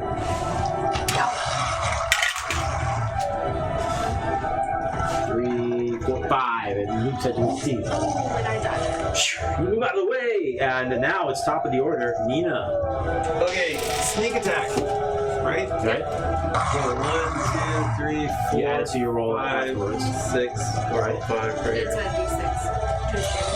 2d6 on it. Yeah, level 3 drop those up. Alright, so now I'm going to attack 4 plus the 7. It's a miss. Alright, Wolf is too quick. and then with my magic dagger, a 19 That is a hit. plus, oh my goodness.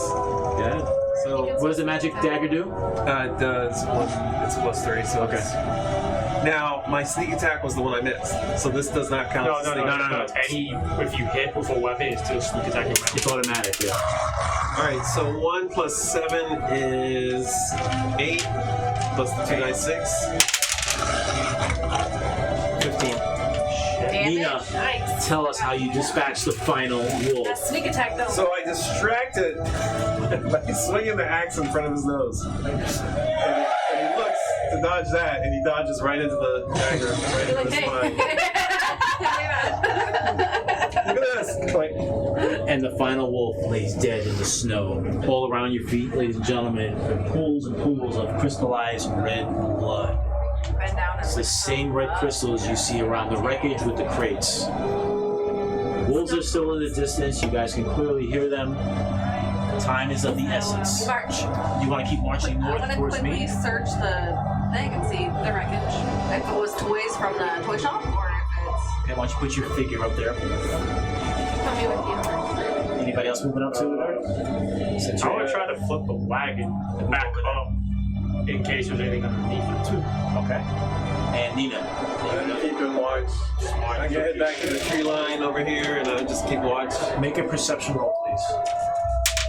Safe, Nina. So a total of 18. As your teammates go up, you see shadows moving all around the perimeter of the woods. Large objects, large animals moving about. And these are the other wolves. Right now, they're intimidated by your party. They're not coming forward, but you know they're out there. You see them watching everyone. It's a matter of time. So, you go lift up the wagon, and you easily turn it over. One side is completely torn to shreds. You see claw marks and bite marks all over. This wagon is of no use. What do you do? I'm gonna do a search, see if those boxes are toys or what. Looking through the crates, they happen to be open. You see there are several blankets, several jars of cookies. You see there's also jars of frozen milk. And in that crate, a letter falls out on the ground. Can I read it? Yes, you can. Can you read? Yeah. Well, depends. You pull out the letter, and the letter says, Yep. "To Lord Klaus, Saint of the North, enjoy these gifts as you were right. Compassion over death is the strongest magic that will lighten even the darkest of hearts." Say again, it says, "To Lord Klaus, Saint of the North, enjoy these gifts as you were right. Compassion over death is the strongest magic that can even lighten the darkest of hearts." I'm gonna take the note and put it in my pocket, and also gonna take those cookies with me. Alright? Yeah. You take a jar of cookies. Yep. What would you like to do? Is there anything here we haven't looked at? Everything right now, you see are scouring through. That's all you see. So there's really nothing else of value at this juncture. Okay, so I'm just gonna leave the brigade. Let's go. You guys gonna head north? Yeah, Centurion shrinks. Alright, so you can tell that there are a lot more wars forming. Your group is going up. Good job watching because there's gonna be another sneak attack. And now we're gonna take everyone and move them off the map. While I grab another map, please. Everybody look away. Never.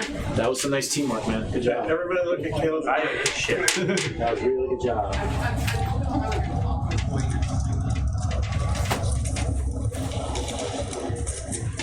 Where's that picture of your butt? I want to show it to her. Which one? In the Ford Fairlane or whatever? In the car? Oh, with the 3 butts? Yeah. All the butts? Let's see if I can find it. You want to see me in the butt? Everybody wants to see me in the book. Okay.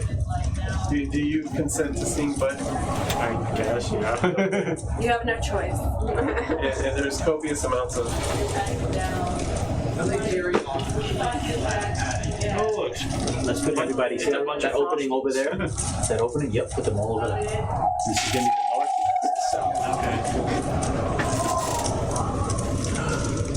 God, I take a look. And we're gonna get attacked by Snowman. Sleigh bells ring. There we go. Are you listening? Yeah. Who was blowing the script? I know that's not the one you can scroll, but that's the one that you can show everyone. You can show the really good one to just her.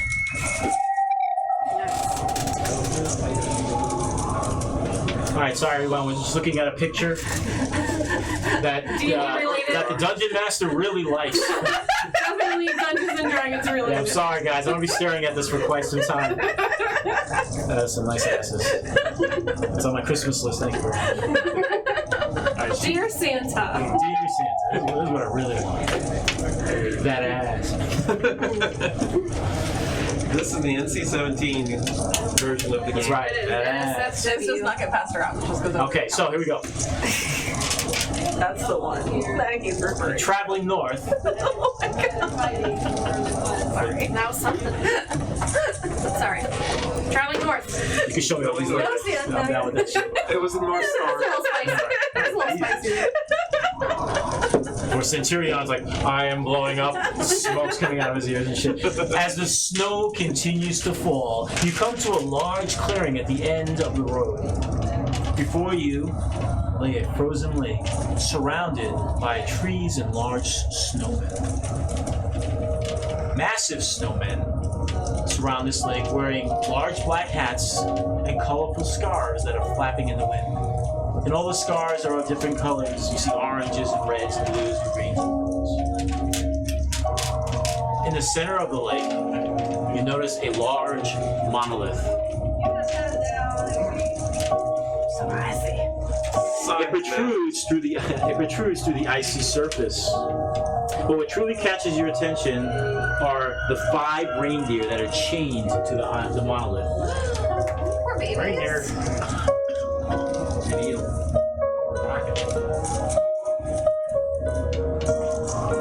I love those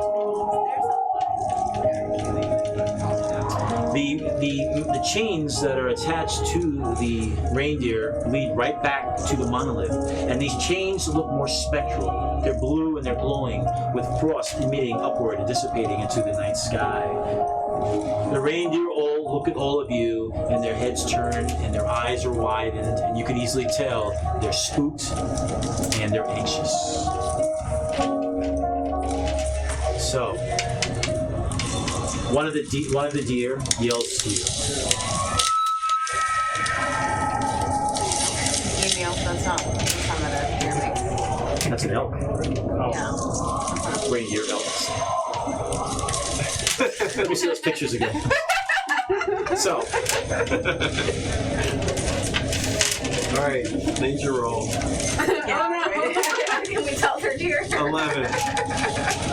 Are these another breed of cows? you can make a nature. Make 11. 11. I'm gonna slowly DC is 10. These are our large reindeer, much larger than other reindeer that you're familiar with. And they look spooked as they stare in your Are direction. they well fed or do they look hungry? As you're scanning to see if they're well fed or they're hungry, all of you suddenly hear the horrifying sound of ice cracking Almost instantaneously, the smallest of the reindeer falls straight into the pond. And at that moment, in the wind behind you and all around, you hear laughter. The ice that was there was a hole now solidifies once again, and one deer has disappeared. The other 4 deer look terrified as they stare at all of you for help. All right. You have an option. You could just go bypass the lakes, or you can go north, or you can head back south. The snowman right here and the scarf. Yep. How big is this thing? They're about 8 feet tall. I'm gonna run up and steal the scarf. And I'm just gonna take the scarf off the snowman on my way to go help the deer. I have to help the deer. All right, so stop right there. Okay, Lily, what would you like to be doing?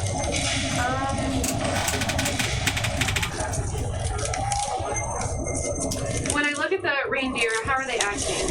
Are they like freaking out? Yeah, they're frozen in terror. They just saw one of their mates just fall and basically perish into the ice. This is a timer for 5 minutes. Hurry up! I need you guys to tell me what you're doing. If not, something bad's going to happen. Hurry up! Who's the lightest? You're small. up. You're up. I'm gonna make my way there. Okay. I'm just gonna stand on the edge of the Okay, of the lake. put your character there. Snowman's. And, When it's not your turn, think about what you might do next, other guys. I'm going to ready my rope, 150 foot rope. So I'm gonna hold it. All right. Cats. Okay. How are they connected? There are chains around their neck, but they're mystical blue chains. So it's not that. It's like magical, and it's attached to the monolith. They I'm will gonna all walk my way turn across. facing your direction. I'm gonna walk my way across. I don't care. So that's Snowman. Yeah. Okay. To the other. All the way. All right, and Centurion. Okay. Oh, wait, you can only go so many turns per turn. I'll let you go right here. I'm just gonna run all the way around. Let's hope you run when you got double Deers, speed, there's right? plenty of deers out there, guys. Do the snowmen have something to do with it? Are they doing anything weird? Hey, you have a snowman, don't you? Oh yeah, I do. Yeah, so I'm just gonna. I'll go here. Okay, and then what? I'll pull out the little snowman figurine thing I got. Now again, it's a 4-inch wooden snowman. It's all peeling and matted, nasty. But the only thing that's not are the striped scarf around its neck. Do I notice that the scarves are all the same colors out there? Yes. You see, there's a red, there's a blue, there's a purple, an orange, a green, and Well, I'm gonna try to activate it. If it's magical or some sort of like, does this do anything? you're shaking it. Nothing's happening. Command the snowman. Is there like a word, like a magic word on it, or? I'll say make an investigation roll as you study it more. Help me. Snowman, rescue the deer. I will catch you for guidance, so 1d4 if you need it. If you figure it out, the time is going to stop. What for me? So 14 plus 4, DC was 14. 17. The colors catch your attention, starting with the stripes on your toy is purple, orange, green, blue, yellow, red. Yeah. So let's go. That's your toy. It You has gotta those take out colors. the purple snowman first. Smash 'em. Oh yeah, maybe it's a mortary thing. That makes sense. I feel like you should just. Time's going. You gotta Break, tell me. break it, like attack the snowman. Steal the Yeah. scarf. Yeah, go punch that snowman in the face. Yeah. Go Alright, so in order of the colors, because that's good. Well, one at a time, maybe. I will. I walk up to a snowman. Which one?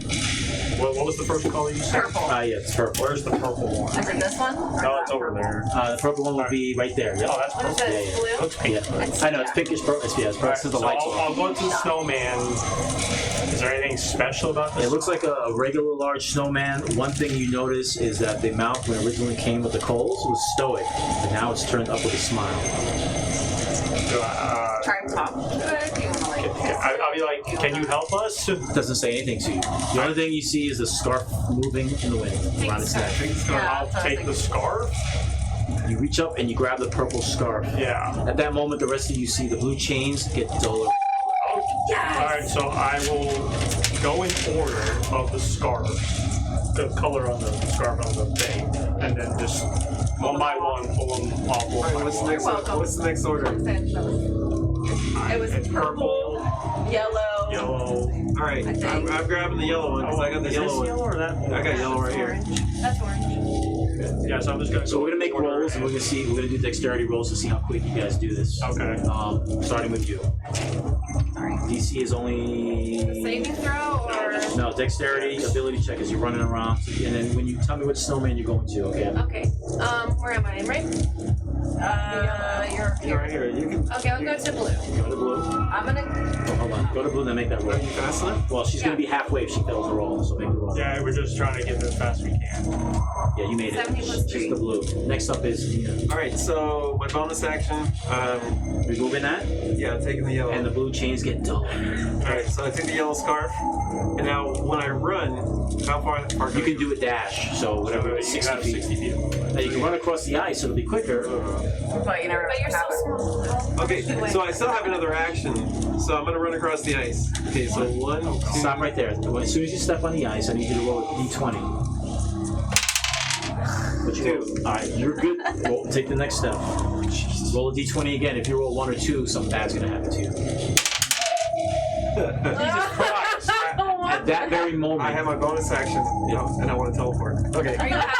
All right, you had your bonus action, bonus stuff. At that moment, a chain from the monolith shoots out and wraps around your neck and drags you straight across the Oh, ice. no, we gotta- You start sliding, and now you're attached to the ice as well. Oh. The way you stand, it's no. all ice, but you see large shapes moving around below the ice, and there's cracks everywhere around you. Time's going, guys. Cat. I'm gonna run over to the green one. All right, let's make the roll. Not gonna. Halfway there. Make the dexterity roll. It's a low number, 5. I got 13. That's fine, you did. I'll let you run a dash. You're over here. Yep, okay. And then Centurion, you're up. What would you like to do? Make the roll. Whatever. That's a point. Oh, nat 20! You pull that scarf off. That scarf comes off. The chains get lighter. Now it's going to be Lily. I'm gonna go there. You took that scarf already off, right? Did I say I took All my these scarf or I scarves took my scarf? Yes. This is the last This is one. the That's the last one. Alright. Nat 20! Another nat 20! Lily, Nina, you see Lily flying across the snow with godly speed. Don't worry, Nina. The shapes beneath you, they start getting closer to the ice. You see spider cracks all around your feet. You get to the thing, you yank it off, and at that moment, all the chains disappear from you and all the reindeer. Yeah, they ran away so fast. The reindeer all run off the ice towards your direction. So let's put everybody together in one I'm spot. gonna keep this one. I guess here then. Wow, you guys are very fortunate. This one's mine. You're welcome. You're welcome. I put Snowman thing together. You reminded us we had Snowman. The reindeer gather around, they look at all of you, and almost in unison, all the reindeer lower their large heads and then raise them out of appreciation to you all. One reindeer happens to have a nasty old scar on its nose, and it almost makes the nose look red. And they all look at you with their wide eyes of appreciation. Each one of them brush up against you with their large heads. Anybody have animal talk? Animal what? Talking with animals, chat and talk. Animals. No, but I can talk to them. Not understanding you, the large reindeer with the scratch on its nose turns northward and nods its head as if to have you guys follow. And they start walking. Is there this way. anything that we could make a sled out of that we could just have Can I to hop pull on one of their It's- backs? No, it's not. It's Okay. yeah. All right. You're gonna try to jump on the back? It allows you to. And you see Cat jump on one of the backs of this large reindeer, and they start heading northwards through the snow as the snow intensifies. All right, I'm in. I'm on board. Everybody's jumping on the reindeer's back. I'm a heavy motherfucker. Okay, so and we all head north. Awesome. I'm Do keeping it. a scarf. Wrap it around my neck. That was quick. That was the quickest solving that you guys did in all the games I've ran with this so far. Because I'm smart. I'm smarter than everyone else. Duh. We're the best group. Thank you And you guys still got the rules quicker too. for the breast group. Yeah. That's great. Centurion doesn't have this. Or a mouse. And know. See that? Apparently, you have a nice attachment, so it's comfortable. That's right. Yeah, you should see it. It makes up for the lack of mouth. There's got to be something said for someone who can't see. Yes, attachments. He can still talk though. He Yeah. can talk, and he had only attachments. Okay. I mean, that'd be fine too. Do you vibrate? So, you did hear that. You picked the right my group to be in. character- I wish I was playing the game instead of running it. All right. The reindeer. Oh, let's put everybody down there. That end, and the reindeer themselves too. Do you want help? Help me, Kayla. Yes. Okay. I'm being Kayla Kenobi. Your mailing help. I got you. After traveling north for several minutes, the reindeer lead you down a slope and into a snow-covered valley illuminated by the moon's glow.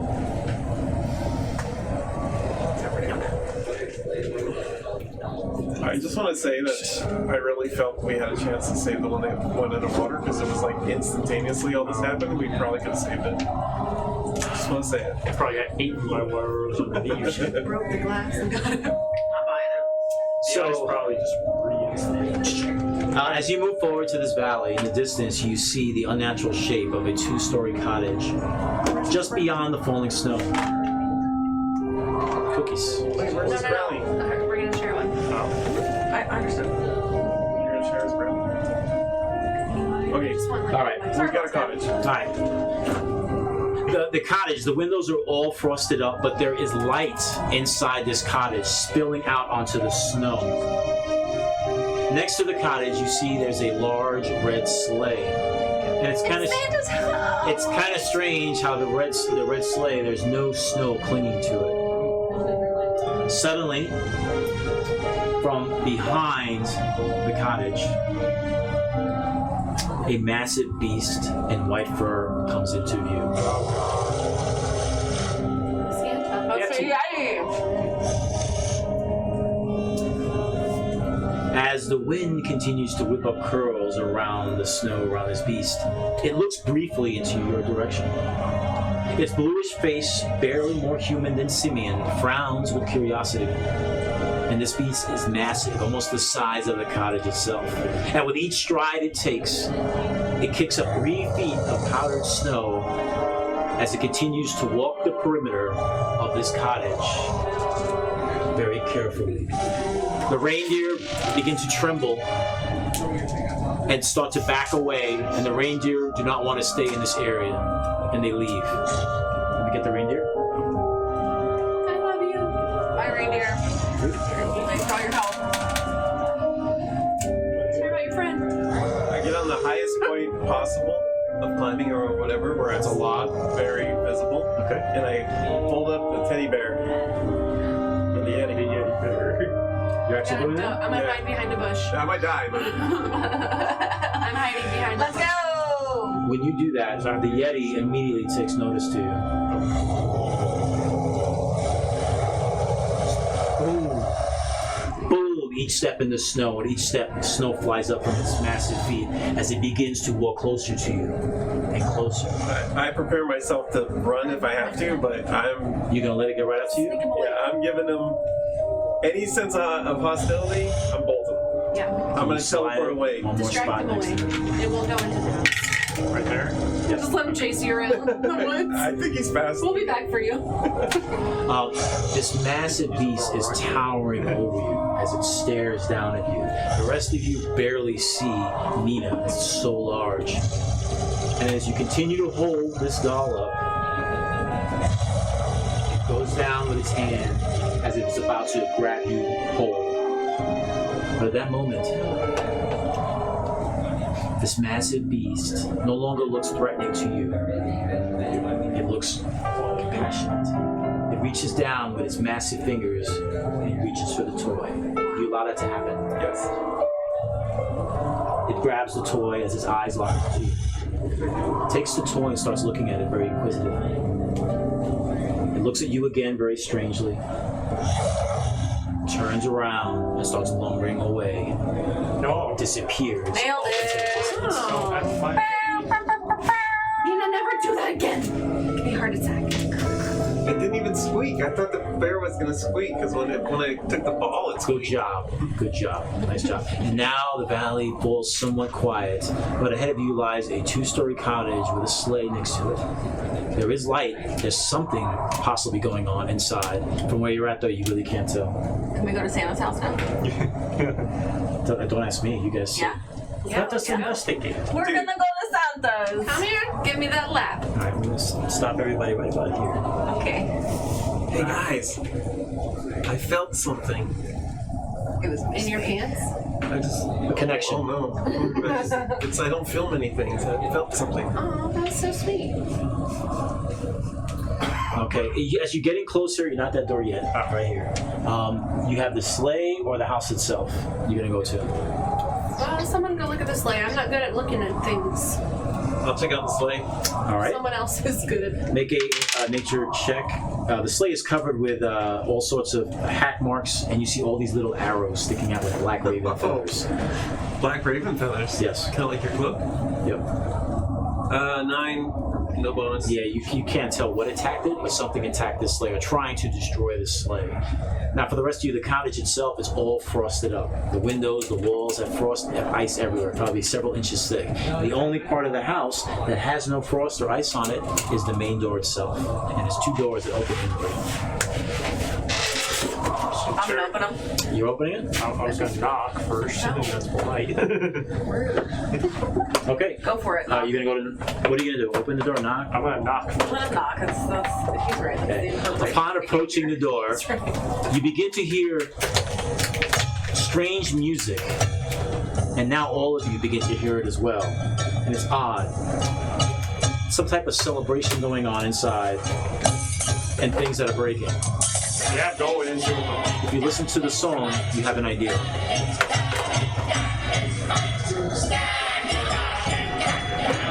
Well, I don't know English.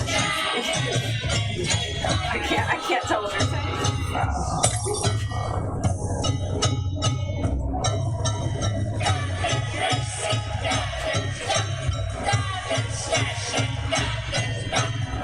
Garbage, trash, garbage. Sounds evil. Smashing. I hear is like You can clearly make out They're gonna goblins. Oh god. We're gonna go Goblins. Santa Sure Claus. can. Clearly. Goblins, clearly make it out. they're saying. Are you, Very are clearly. you still gonna knock, or are you gonna open the door? I'm just gonna open it. You want to hang out with goblins? I mean, we have to follow what's going on. They're gonna kill Santa Claus. Well, we might have to save someone. I think I speak Goblin. Is this the place we were trying to No, get I to? don't. You don't know yet. You know that the toy factory is just north of the frozen lake. We are just going to the front. Yes, so most And likely this Santa's is it. sleigh is right here. I guess. All right, let's go inside. Go inside. Who's opening the door? Okay, I'll let you point because I am the let's take your figures off. Are you gonna become a licensed DM therapist? I should. Anytime you need me, bro. I make house calls. No, there's you get licensed. It's like a 12-hour course. You get Seen that, licensed. yeah. Like to be an adventure club or It's for something. therapy. It's for PTSD. You guys will going on an adventure together, like team working and stuff. You And get help the the- environment. You get your insurance company to pay him to be your DM.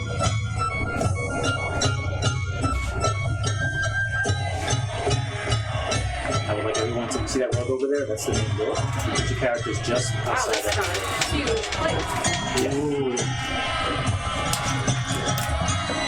Ta-da!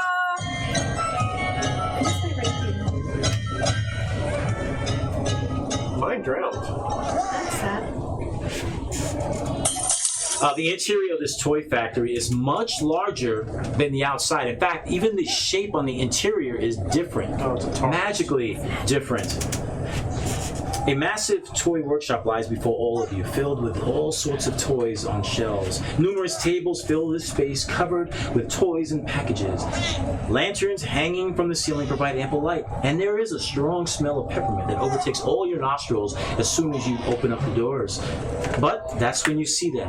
You see a small clan of snow goblins, all playing and breaking toys. Stop that. Heathens. I think there's supposed to be elves here. That's a cat. I mean, gnomes. Not right. Yeah, I'm an elf. I mean, gnomes. Guys, Ew, they look like little ferrets. Oh, great. They probably What are they pelts wearing? of he said that Of a we didn't snowbear. have to fight. We could I go mean, through we this kinda- without fighting. So there's a But way. these are goblins. That goblins just are give 'em just, they one. have Yeah. little hats Yeah, on. it's a polar bear. They kill polar bears. No, those are little snow ferrets or something. Those are not polar bears. Not on a goblin. All right. So All right, so yeah, and you see them in the shop, and there's shops, and they seem to be breaking with toys and just laughing and having a good time, not really noticing you at first. But another thing catches your attention. At the far side of the workshop, you see two of the goblins. They seem to be talking to an older man. Oh, boy. Oh, it's the Ivan. This old man holds a staff that emits a frost. At the moment, he also hasn't taken notice to you all as the door quietly opens up to this workshop. Put on your stealth move. Let's stealth around and try to sneak. I think I'm the only one who's sneaky. I am not. Yeah, so it's well lit. There are lanterns. They just haven't noticed you. They're busy with their toys. But as far as sneaking in, you could probably tell it's almost kind of impossible. So, Well then. Let's yell at him. Would you guys be offended if I just took my bow and shot the ice guy in the head? Yeah, no, you're not doing that. Stop killing the baby gremlins and all that kind of stuff. No. I think we should. It's different. Can't say all the time. No. Yell at that guy. You know how good that always works. Just like we know his What are name. We know his name. That guy. Ivan. Yeah. So, yo, Ivan. oh, so Ivan Ooze. what are we I'd doing? like to hide. By the door? I would like to make myself stealthy and hide. Well, you go over to the corner. Make a stealth roll for me, please. 6 plus 7. No, my stealth is 8, right? I would know. I'm supposed to know. Yeah, so 14. Yeah, you're gonna roll. Okay, so right now they don't notice you go over to the side. Lily, what would you like to do? I am going to yell at them Okay. At Ivan. Yell at Ivan. and say, "Excuse me, what are you all doing?" Incoming. At that moment, every goblin and even the wizard in the far part of the house, they all turn to your direction. The old man speaks as he stares at you, kind of surprised. Who sent you? No one. Why are you destroying this house? It is none of your concern. But who sent you? You don't just come into the woods in this part of the region of Icewind Dale. Yes, we do.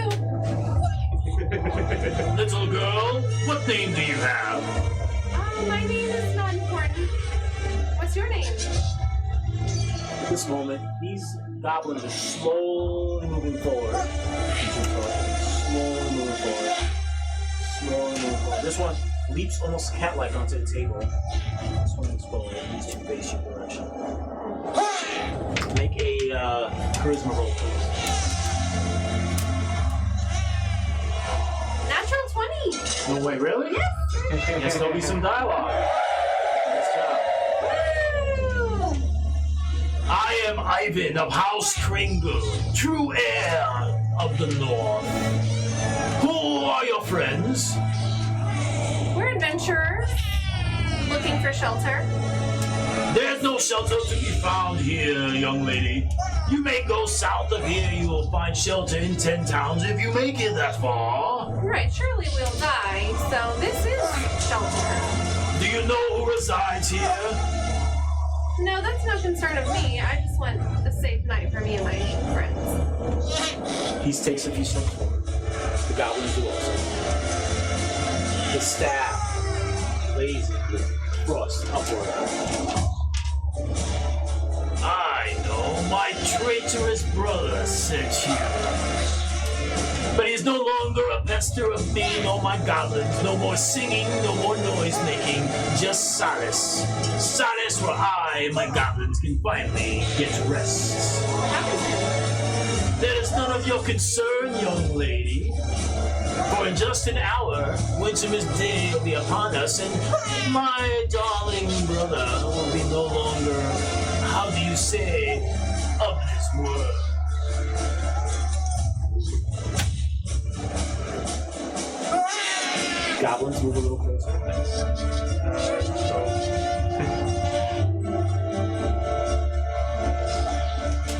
Centurion will say, now what about the toys for all the boys and girls in Tintin? Say it louder again, please. What about all the toys for the boys and girls in Tintin now? Oh, Tintin, sorry. Obviously, those children will not receive their presents this holiday season, and when that happens, there will be no happiness, no joy. Those children you speak of, my metal friend, will fall into despair. The despair I had my entire life. And the best news, my friend, my brother needs that joy to exist. The children smiling, but not in an hour from now. There will be no gifts. There will be no holiday. Just despair and dark hearts like mine. You gonna say anything? Yes, we have. Yes, we have. I don't have anything to say. No. It's my turn. He's hiding this though, right? No one sees you. Alright. Now, moving along the canes and stuff, I mean, is there a way I could stealth? Well, now you're gonna make another stealth roll to move along those giant. You can sneak behind the giant kidney canes. Make a stealth roll. I want to make it up to this The guy. goblins have very low. 15 plus 7, or 8, so 20. You start quietly going by, and as you take your second step, Ivan the Cold speaks. Fool, you cannot sneak by my eyes. I see all. Obviously, you are here with my treacherous brother. Very well, if you're in the mood for giving gifts, let's give one to my goblins. They want blood on their weapons. My children, attack! He yells, and the goblins all start beginning to move forward. And at that moment, he turns to dust and disappears. Oh, yeah, we gotta find. Lovely. We're gonna roll for initiative. Yeah.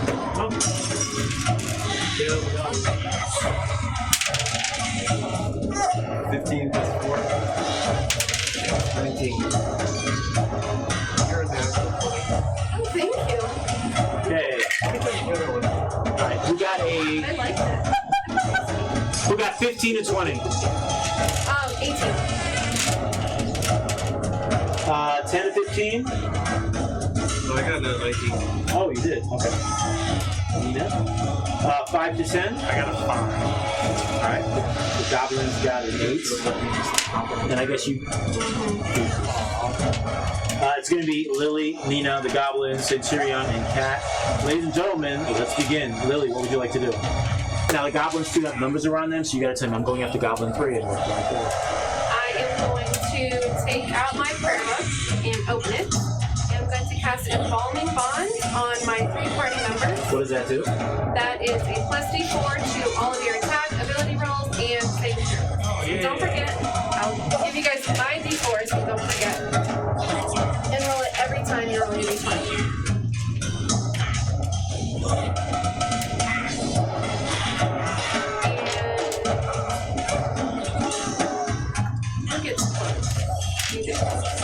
I'm going. I got close. And are you off anywhere? Or? Okay, so I'm going to move over here back to this corner, and I'll cast bonus action Shield of Faith on Kit. And what does that do for her? Plus 2 to her AC. Don't forget that. My AC? Yep. Okay. All right. Nina, you're up. This is the sad part about. Can I postpone my turn, my Yeah. action until somebody else moves? Yeah, you can. Yeah, you can. You can do a hold. You can tell me that you're gonna reaction. I want to hold till someone's close to it before I attack. That's fine. Okay. Next up are the goblins.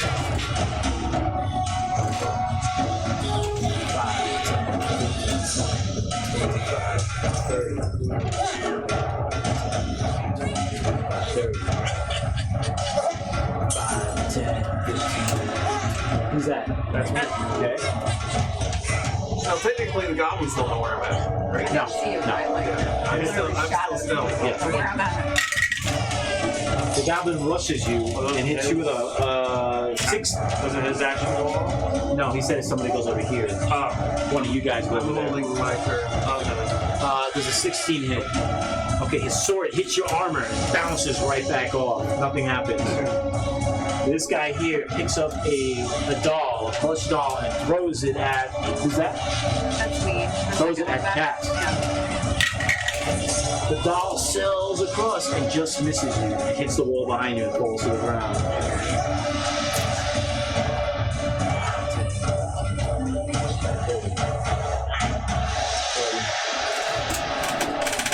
This one takes his sword and goes straight at you, upward, because he's a short guy. Yeah. Does a 12 hit. No. Misses with the blade. Centurion, you're up. I'm going to attack with a hit, so number 10. Okay. My sneak attack is once per turn. Yep, that works. Once per round. Oh, yeah, okay, that's Yeah, basically. That's a 26 to hit. That's a hit. Or after this fight. Alright, you know, what's this fight? What's the next one? Once per fight. And only one. 12 points of damage to number 10. Nice. No shit, really? Yeah. Tell the group how you kill number 10. Basically, Yes. pop up my long sword, just hack right down. Slashes it, takes it out. He's dead. Where's that? Yeah. Next up is Cat. I'm gonna go after number 9 here that tried to stab me. I'm gonna use my hammer. Number 9, go for it. And your D4. Always roll. I got a nat 20. Yay! Oh. What? Nat 20! Alright, what's the max damage your weapon does? I don't know how it. I mean, it's a D8. Alright, so it does 8. So right now he automatically takes 8 damage. Now roll regular, and we're gonna do double. So you're gonna roll damage and it's double, because you're nat 20.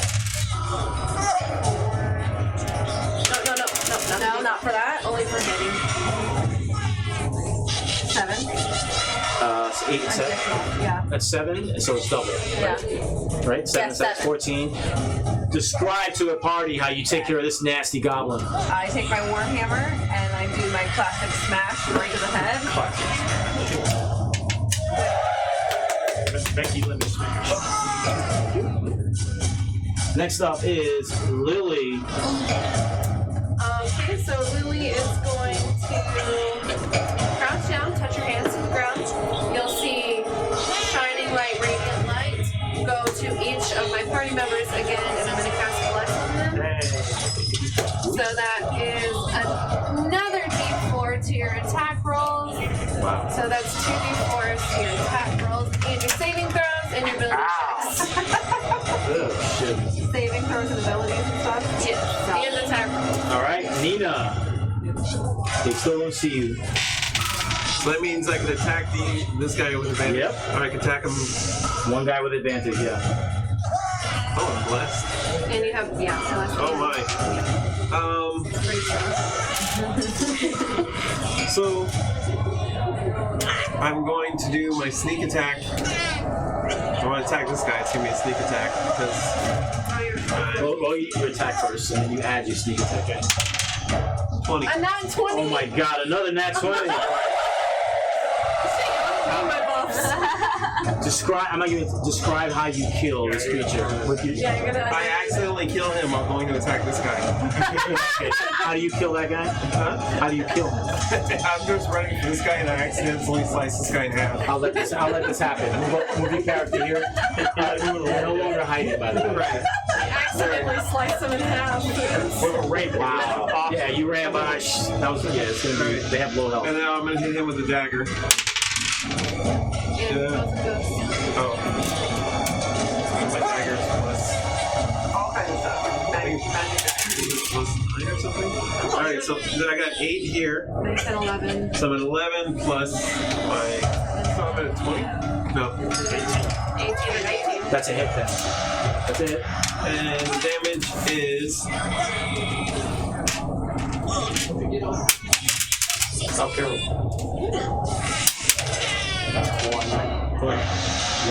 One plus 8.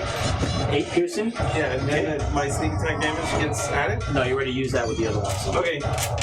What number is that? It's 7. No, sorry. 7 is bleeding pretty badly. Very badly. No, so it's 8 total. Right. The one that you just stabbed viciously screams and charges you with his weapon. There's a 15 hit. No. Misses. This one's gonna move over here. He's gonna pick up a wooden train and throw this toy at you. 21, dirty 21. Go ahead, see. Alright. You don't have any buffs on me for armor class. 4 points of bludgeoning damage as this little wooden train hits you and shatters into pieces all around you. Startles you how quickly this little guy threw that train at you. That was him. This guy is going to go over to Nina. Number 8. With his sword. Does a 16 hit. 16 connects, yeah. It does hit. Slices you with the sword. 5 points of slashing damage. That's a total of 9 points. Right. Number 3 is going to go for eeny, meeny, miny, mo. Gets big bites of the hog and wiggle. Eeny, meeny, miny, mo. Looks over, lifts the spear and lunges at you with the spear. Does a 13 hit. You move out of the way. Dodge. And that's all of it. Next up is Centurion. I'm gonna move towards number 8. Because Nina's getting run. Yep. And try to hit. Advantage. Is it? Yeah. She plays with flanking. You guys are, yes, you're flanking each other. Yep. You're flanking the guy. Well, I rolled a 1. And then 10 plus 5 plus 4, 19. That is a hit. No one better miss. Alright, please. technical question. Since I put my turn to the last of the turn, wouldn't do initiative be my turn again? No, because you held. Oh, yeah, I held the first one. Yeah, but you said till someone comes that happens over here. Okay. That's right. So D8 plus the damage. 5. What number are you hitting? 8, Number 8, right? yeah. 8 points of damage. Very bloody. Yeah. Nice shot. Very bloody. Good strike. It's still alive. Yeah, I'm in my turn. Cat. I am going to attack number 3 again. This is your nemesis. Let's go. Yep. You're gonna miss this one. No, but that one's Basic question. What's the 12? 12 hit? He jumps out of the way. No! Let me see. Hang on a second. I think that's the right. Warhammer, right? Yeah. like So you gotta put 5 it's to it. going one time. No, so, no. Then what is it? I have a turn. 5. You got 18. 18? Oh, she hits. 18? Okay. Yeah. An 18 hits, and it hits. Roll for damage. Yeah, girl, those 2d4s. Jesus Christ. Yeah, the D4 will help.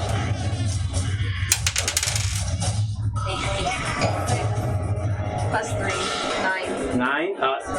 Describe to us how you kill this goblin. You know, the regular old-fashioned way. Blood in the head in. Blood is spewing all over the place, getting on your beautiful belt and your outfit. Her He's signature gone. move. Good job. Next up is Lily. I'm going to go for this guy. Dex saving throw, please, for Sacred Toy. He is the toy thrower. I rolled a 7, 18. 18, pass. Okay. Anything else? Nina. So both of these I have advantage on? No, there's no more flanking. No. If there was a character right behind here, you would have flanking. You have to be adjacent to one another. Okay. So if he moves He here, was over there, so. But- Cute. no, that's what flanking is. You have to have somebody adjacent from each other. Okay. So, but I do get a sneak attack because he's within 5. He's awesome. 7, 9, 13, so 20. That is a hit. And the damage is D8. Two, I knew what a D8 was. 2 plus 4 is 6.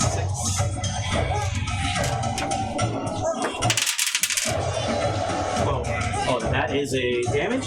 Yeah. Oh shit. Tell us how you kill this creature.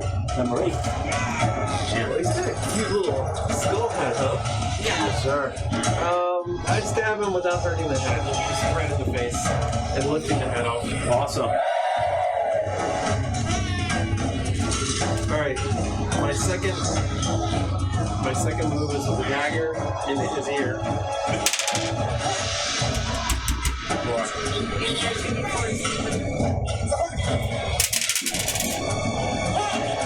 So 20. That's a hit. That's a hit. 7. 1 plus 7. And tell us how you kill number 7. Jesus Dagger Christ. through the ear. We're making Yeah, quick make work it of quick work of you. these little goblins, yeah. And last No one is the misses. master of them all, the thrower. And his turn, he's going to pick up a rubber ball and hurl it at Mina. You got a rubber ball too. Does a 8 hit? It misses and it bounces away. Centurion, you're up. I catch it. Gotta go Throw after my other Mr. one. Toy. And attack with the sword. You're really nice. Avenge me! Oh, that's a D8. Can't roll that. The guy pulled a crane on me without my consent. 10 to hit. That is a miss. Yeah, I It rolled jumps up low. over your attack, lands like Spider-Man I style, and rolled a hisses 2 at on you. the die. All right, next is Cat. Cat is covered make in it over goblin there? blood, by the way. So, yeah, you can get over there, I'm gonna go over there. and you can jump up on the table if you like. I'm on the table. I'm on the table. She leaps up on the table, toys kicked around. Ah! He turns around and sees you, almost shocked. I got my warhammer. I'm spinning it just next to him, like whopping it up. Oh, I got a nat 17. So wow, that's a hit. Yep. I got a nat 5 plus my 3, 5, 6, 7, 8. Oh, 8 he's damage. very bloody. That's number 5, right? Yeah. Very bloody. Oh my goodness. Anything else? You know what? He's very bloody, right? Yes. Pogo says, I'm gonna finish this bastard off! Bow, bow, bow! He's gonna roll, see if he can. He's gonna try to do the Fist of Fury, which is a multi-attack. When using the fist, Pogo gets 2 attacks per round to hit, plus 4 to hit. All right, go for it. 1d4. That's 15. That's a hit. 50 plus 4. And a 3 damage. And Pogo takes out in the fist of fury. The rest of you see this goblin fall over, and this tiny little mushroom creature just jumping on it and beating the shit out of it. Good job. And Yeah! Pogo jumps back up to mommy, gives her a hug. Can I blink it? No! Edible. Alright, I forgot to put these out here earlier, guys. Yeah, I know where you want to see. That's 5 hit points. Yeah, no, One hit he for me, hangs out when I know he's not gonna get like. As the commotion stops, you guys didn't notice this before, but you see there are about a dozen or so crystals, large blocks of ice, about 3 feet high, on the other side of the toy shop between these 2 tables. But you also see small humanoid figures frozen in time, trapped inside these small blocks of ice. These are the missing people. Really small blocks of ice, probably about 2 to 3 feet high. They were shrunken. Can we look inside and see what Are is in they them? gnomes? When you get closer, they are indeed gnomes. Yeah. Even though they're Ah, frozen, shit. their eyes are moving back and forth and blinking, so they're alive. But you also hear the sounds of footsteps above your head. Shit. The wizard Is it probably went Santa? upstairs. We'll check Alright, it is out. there a fireplace or anything? Nothing. And can we see if there's any, like, item of magic that's causing this? In this general area, to sake of time, there's nothing you can see, but something's going on upstairs. Alright, Let's go upstairs. let's go upstairs. All right, you go, and we're gonna head up. Let me get you this out. How long do these stick around? They last an hour. No. Okay. Last lost an hour? No, they last 1 minute. So they're both gone by It's like me! upstairs. Oh, So I guarantee 2. The rest is fours go bonus. back okay. I need therapy. The best minute of her life. Yeah, I need physical therapy when it comes to that. That's okay. We all have our things. I need a line. Put your characters up there. Touch, like from 4 hands. Right here? Yep, right like this. Yep, going up the stairs. That's right. Or 4 hands.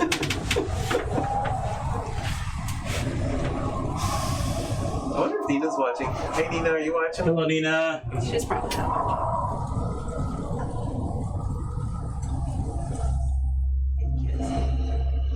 The second floor of this cottage is an open living space with several bedrooms, sitting areas, a library, and a kitchen.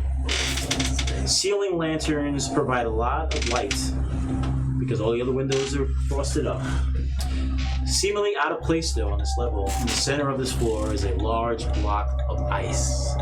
Trapped inside the ice appears to be a heavy-set man wearing red clothing with white fur. This person also has some type of fluffy white beard. Daddy? Suddenly, the mysterious man you met downstairs emerges from behind the block of ice and smiles as he greets all of you. I see you made quick work of my goblins.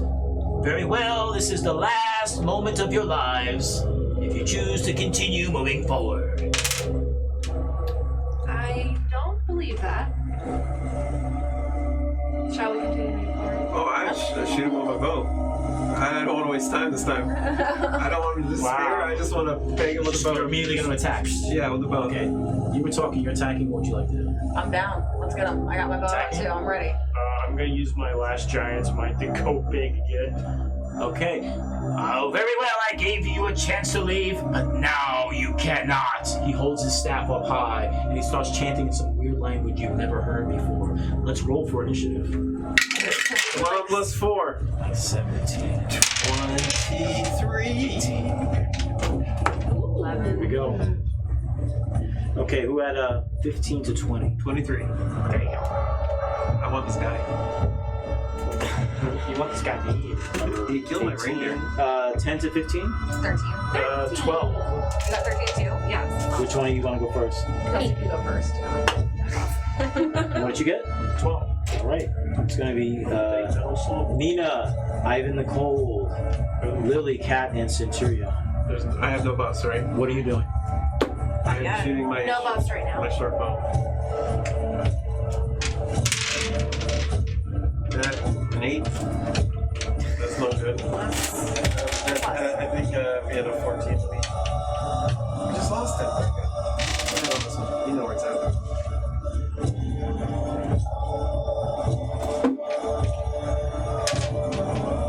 Yep, I definitely know where it's at.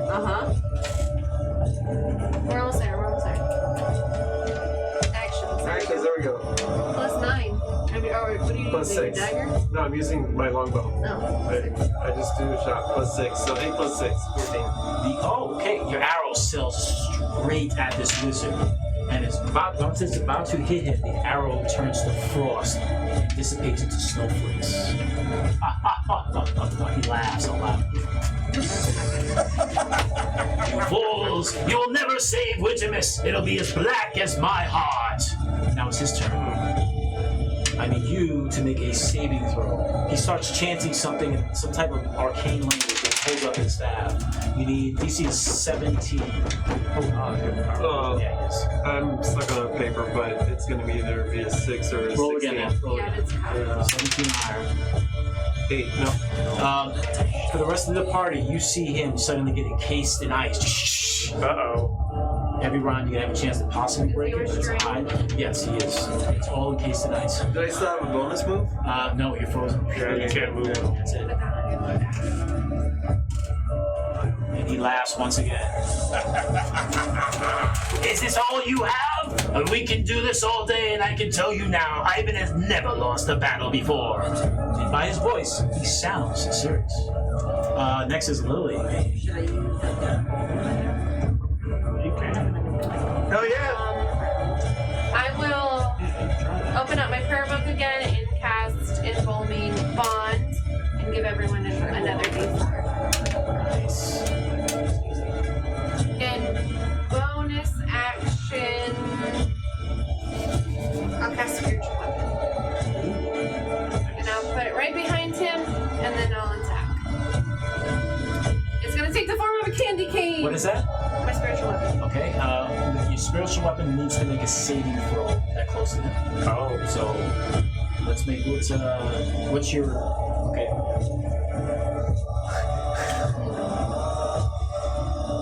Oh. 22. A 22 Melee range, yeah. 22. for my candy cane spiritual weapon. What Yep. kind of saving throw? That is going to be Constitution. Damn. 22. Saving. No, it failed it. Yeah, it totally turns to a block of ice. That magic just falls to the ground. And that magic is encased in that block of ice. You can't use it again. Oh, wow. Next up is Cat. He laughs once again at this attempt. Wait, where do you go? I'm gonna go right here. The wizard looks at you. I'm sure, little one, you've never met somebody with a heart as dark as mine. I've never seen joy, so neither shall you.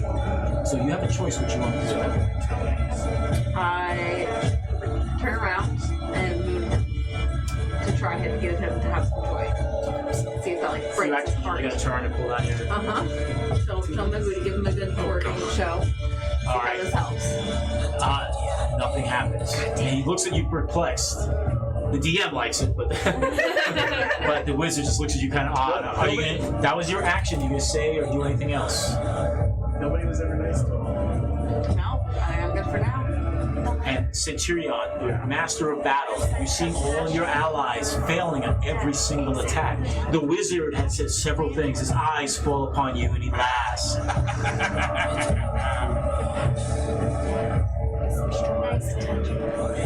Your friends are suffering.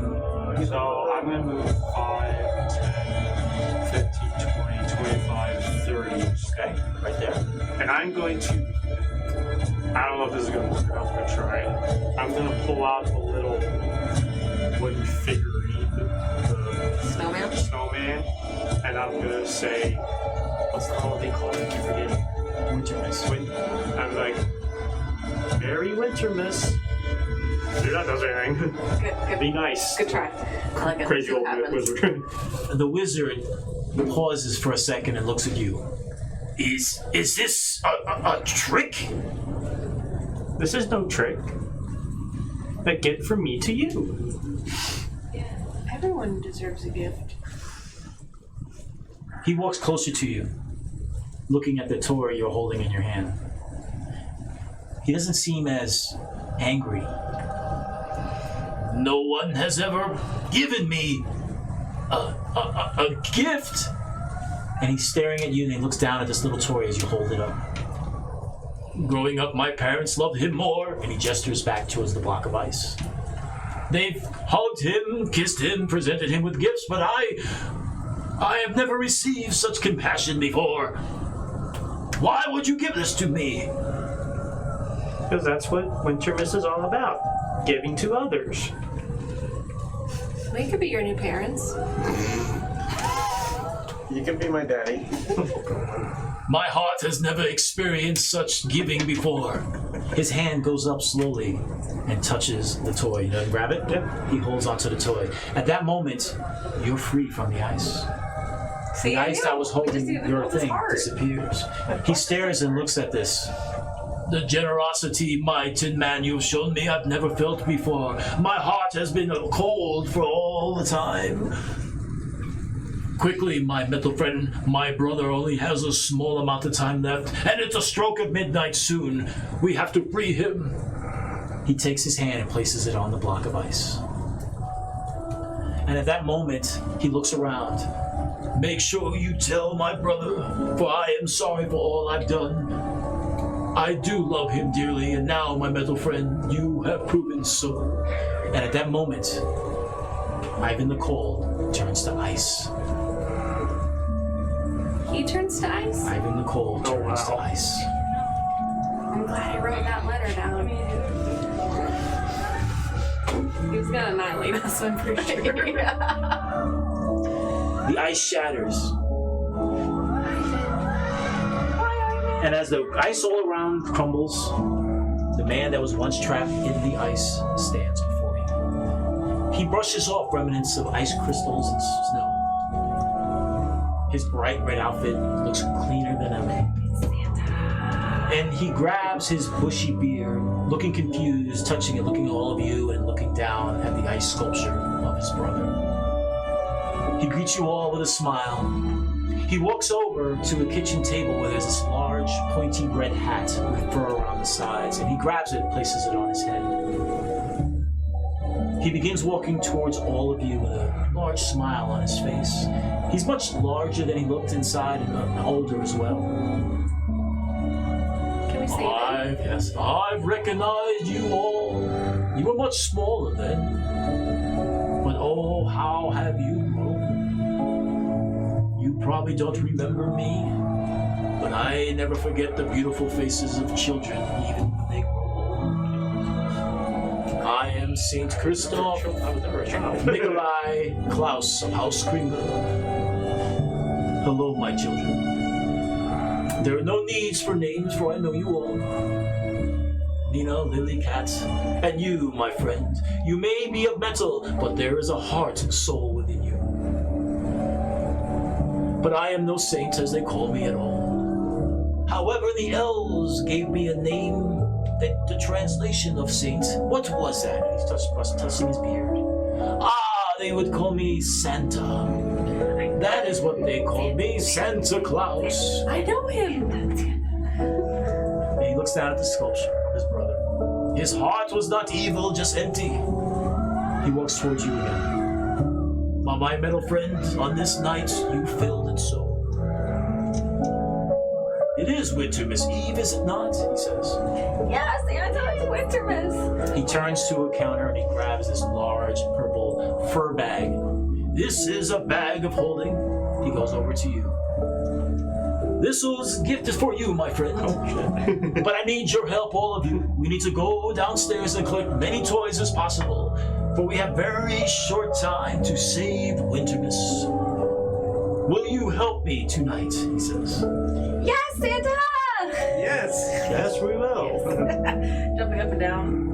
Take out my dagger +3 and I start whittling some little reindeer. Well, then follow me downstairs, my children, for we have a lot of work to do. Get back of holding.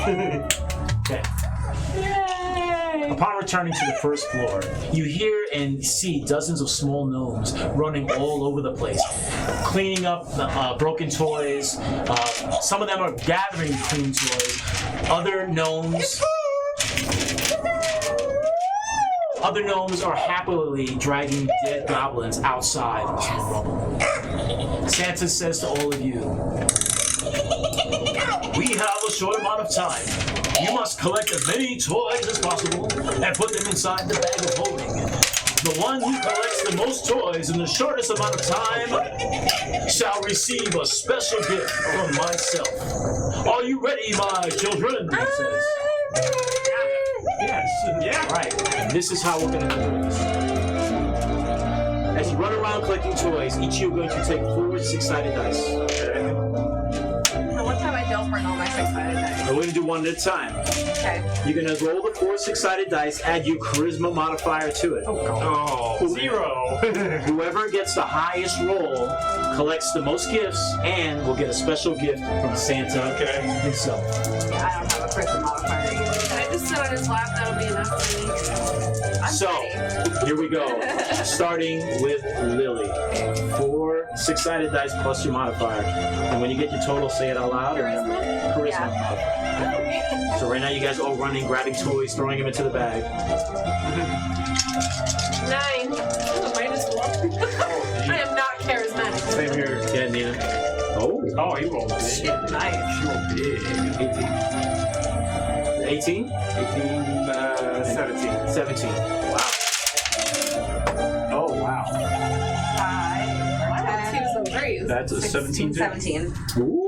You got a minus? I don't have a minus. So no, I got she's nothing. going to be higher than you. Actually, no, I'll make you guys roll again. Unless he beats you both. Well, I have a 0. I throw another one. So that's 10 currently, or at 11. These dice are so much. No, 12. Oh, it's really You pretty. two have to roll once again. About 4? Roll 4. And you add your modifier to it. Not do that one this time. 14. 9. you got it. Nina, the last of the toys you ended up gathering up and placing inside the bag which Centurion is holding. Can I grab your balls and put them in the bag? For the children.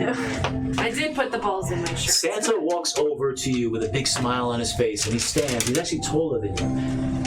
He looks at you with a smile that warms your heart, and with a single finger, he touches the side of his nose. He's giving me cocaine. He reaches up and he grabs that giant red hat he has on, and he places it gently on top of your head. Oh. This is a wondrous item Oh, that wow. you get to have. So I took the little goblin helmet that I had and I put it on his head. Yeah. So it looks perplexed, and he puts it. I will save this for later, and he puts it down. This is called Santa's hat, and while he wears it, he's immune to all cold damage. Oh, wow. He also gains advantage on all ability checks and saving throws that involve any type of cold. Nice. Yay! That's fun. Wow. I'm gonna use this in the bedroom. The cold. Quickly, my children, we have a sleigh to catch, he says. Thank you, Santa. And we all go outside.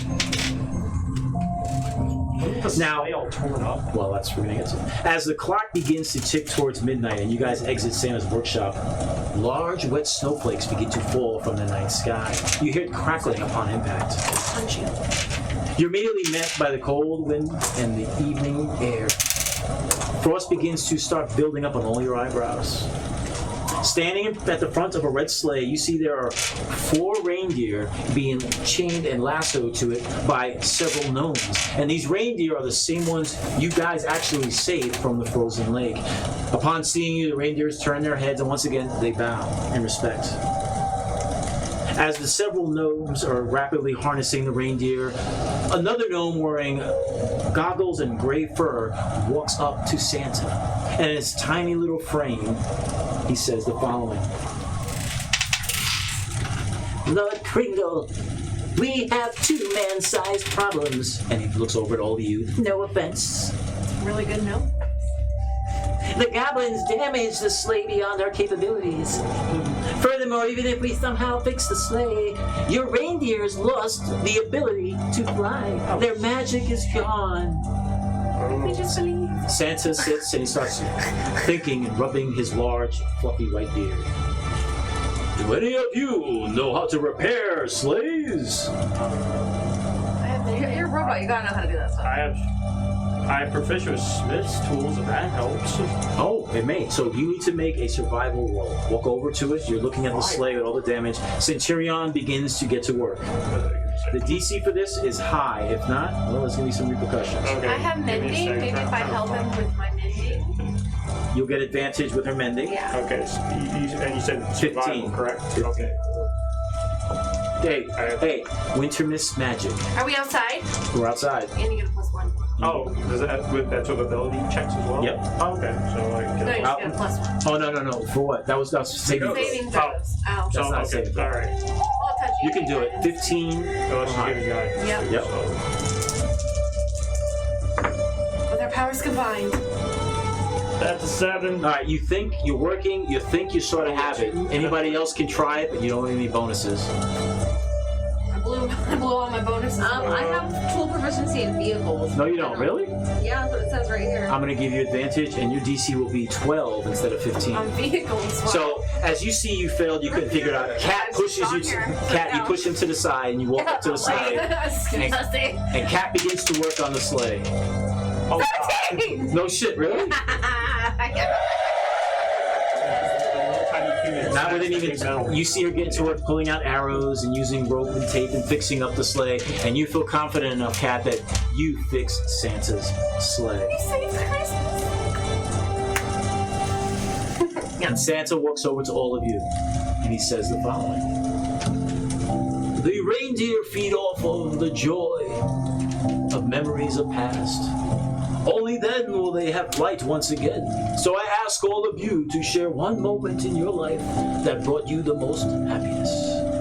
Now, with me, the DM, my happiest moment ever was the day my son was born. His name was Angel. The reindeer began to start glowing blue. Do you have a happy happy moment in your life that you want to help share? Well, my happiest moment was going on a cruise for the first time. And the reindeer begin to glow even brighter. I made a friend during the Festival of Colors by having him pretend that he murdered me. And we became good friends after that. It's a friend, man. Friendships are bonds forever, man. The reindeer begin to glow a spectral blue as they start levitating slightly off the ground. My favorite Christmas memory is making wrapping paper with my mom. It makes me really happy. That's awesome. I've never done that with my mom, but I wish I could.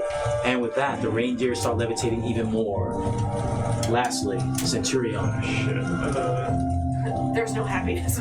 Shut up. Dustin, there's something beautiful in your Yeah, I life. know. So the happiest event doesn't pertain to me.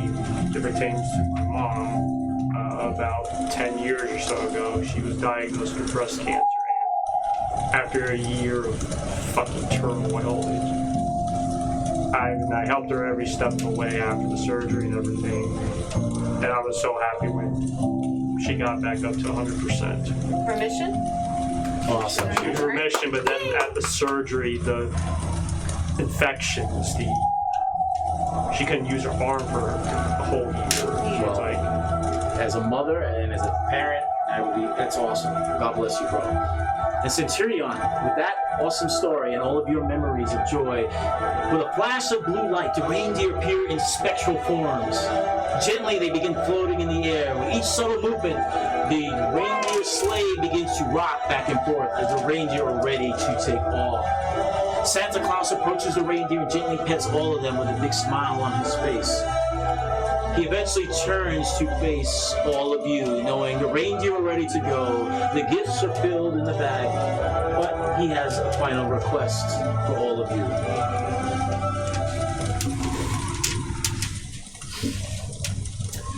My children, I am too weak to make flight on this night. I believe my time in this world is coming to an end.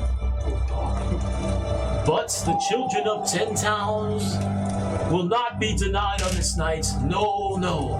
For I ask each of you to take the reins of my sleigh and deliver these toys on Wintermas Eve. Nina, Lily, Cat and Centurion, will you guide my sleigh tonight? Look at me. I'm the Santa now. And your answer is? Yes, Santa, yes! Okay. Ho, ho, ho, ho! Merry Wintermas! He goes over to the sled itself. We need someone to give out the toys, and that'll be your job. And I'll tell you how the roles are going to work. I need somebody to guide the sleigh and grab the reins. Who will do that? You do it. Okay. I'm going to throw 10 years of kids. I need somebody to talk and calm the reindeer through the treacherous weather. You. Charisma? wait. I want to talk to the reindeer. And lastly, I'll make it work. your job will be dropping the gifts on the homes of the deserving children. Are we ready? Ready, Santa! Aye, Captain. All right. So the way this is going to work, No one gets anything. there's going to, as you fly, there's going to be 4 sets of rolls. If you fail rolls, there's going to be some missed drops and some consequences, which we don't want. Whoever's going to guide the sleigh is going to end up making a nature check because you're looking through the weather and you're guiding the sleigh. Controlling the reindeer, you have to say something nice and encouraging to the reindeer. Either animal control or charisma, whichever higher. The bag of holding, Animal handling. you have to reach in and start handing toys out to Nina. And Nina, while you're getting the toys, you have to strategically drop them one at a time. So, with that said, let's begin. In the sleigh you are. The reindeer start hopping up in the air and you start going up. We're flying! You start turning in the sky over the snow-covered pine trees It's cold as fuck. and heading south towards 10 towns. The first roll as we go over some cottages is going to begin now. Guiding the sleigh, who's that? You need a DC of 10. I got a 13. Make the roll now. A DC of 10. Oh yeah. I got a 14. Okay, you're holding it. Very good. Next is controlling the reindeer. What do you say to them? You guys are doing so great. You look so strong. Make the roll. Animal control charisma of 8 or higher. Animal handling 18. They love it. The animals going.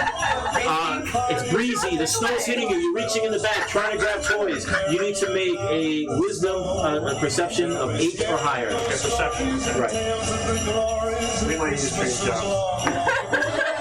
Okay, that's a 10. I rolled an 8 on You the actually side. pull it out as the sleigh's rocking, and he hands you a gift. You see cottages below you. Start dropping it. You need to make dexterity of 10 or higher. Okay, yeah, you're better.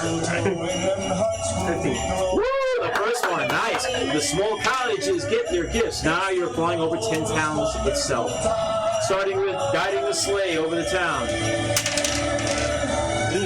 Watch out for the water tower. You got an 8? Yeah. Okay, the sleigh starts rocking all over the place. You're going to make the roll. Instead of an 8, it's going to be a 10. Okay.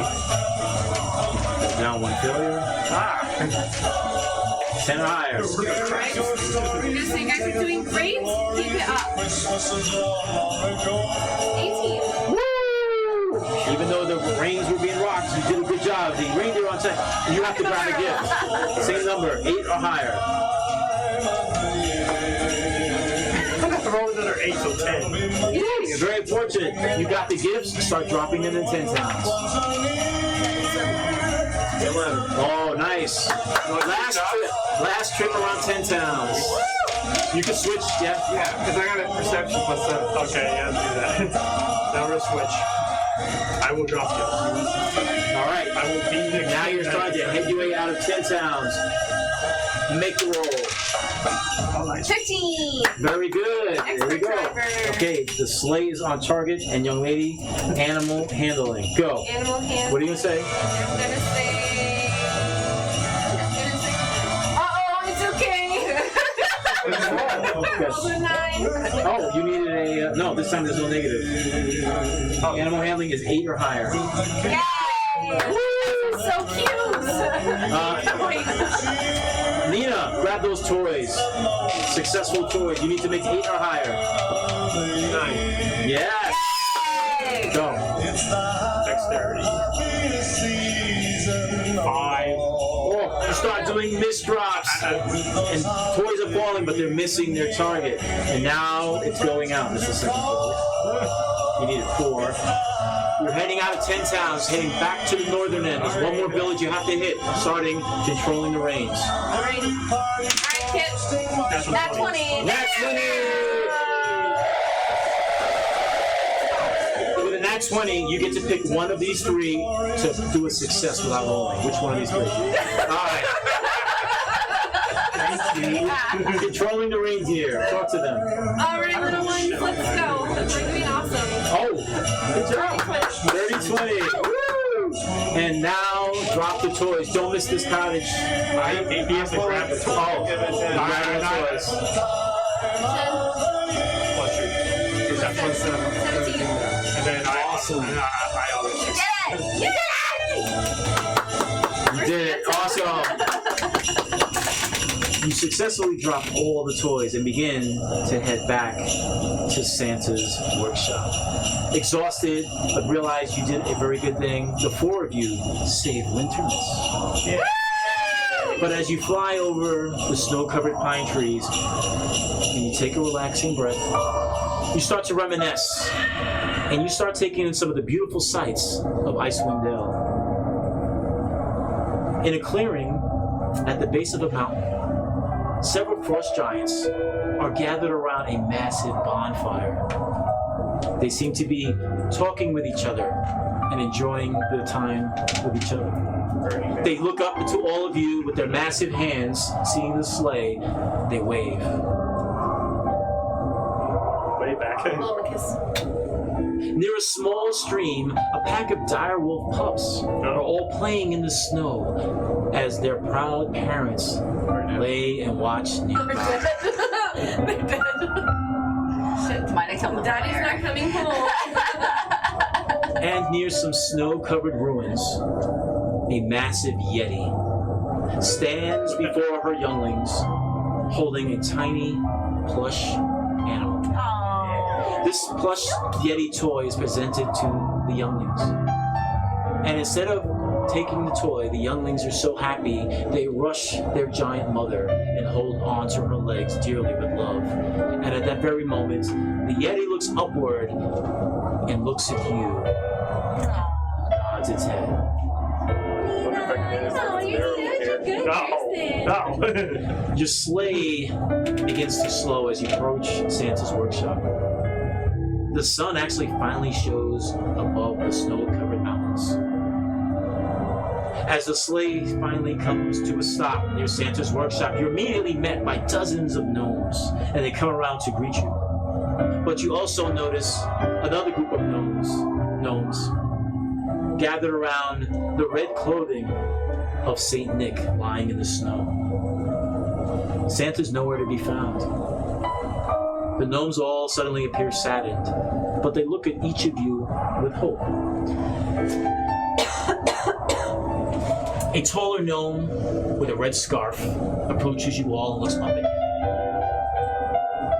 And he gently speaks to all of you in kind.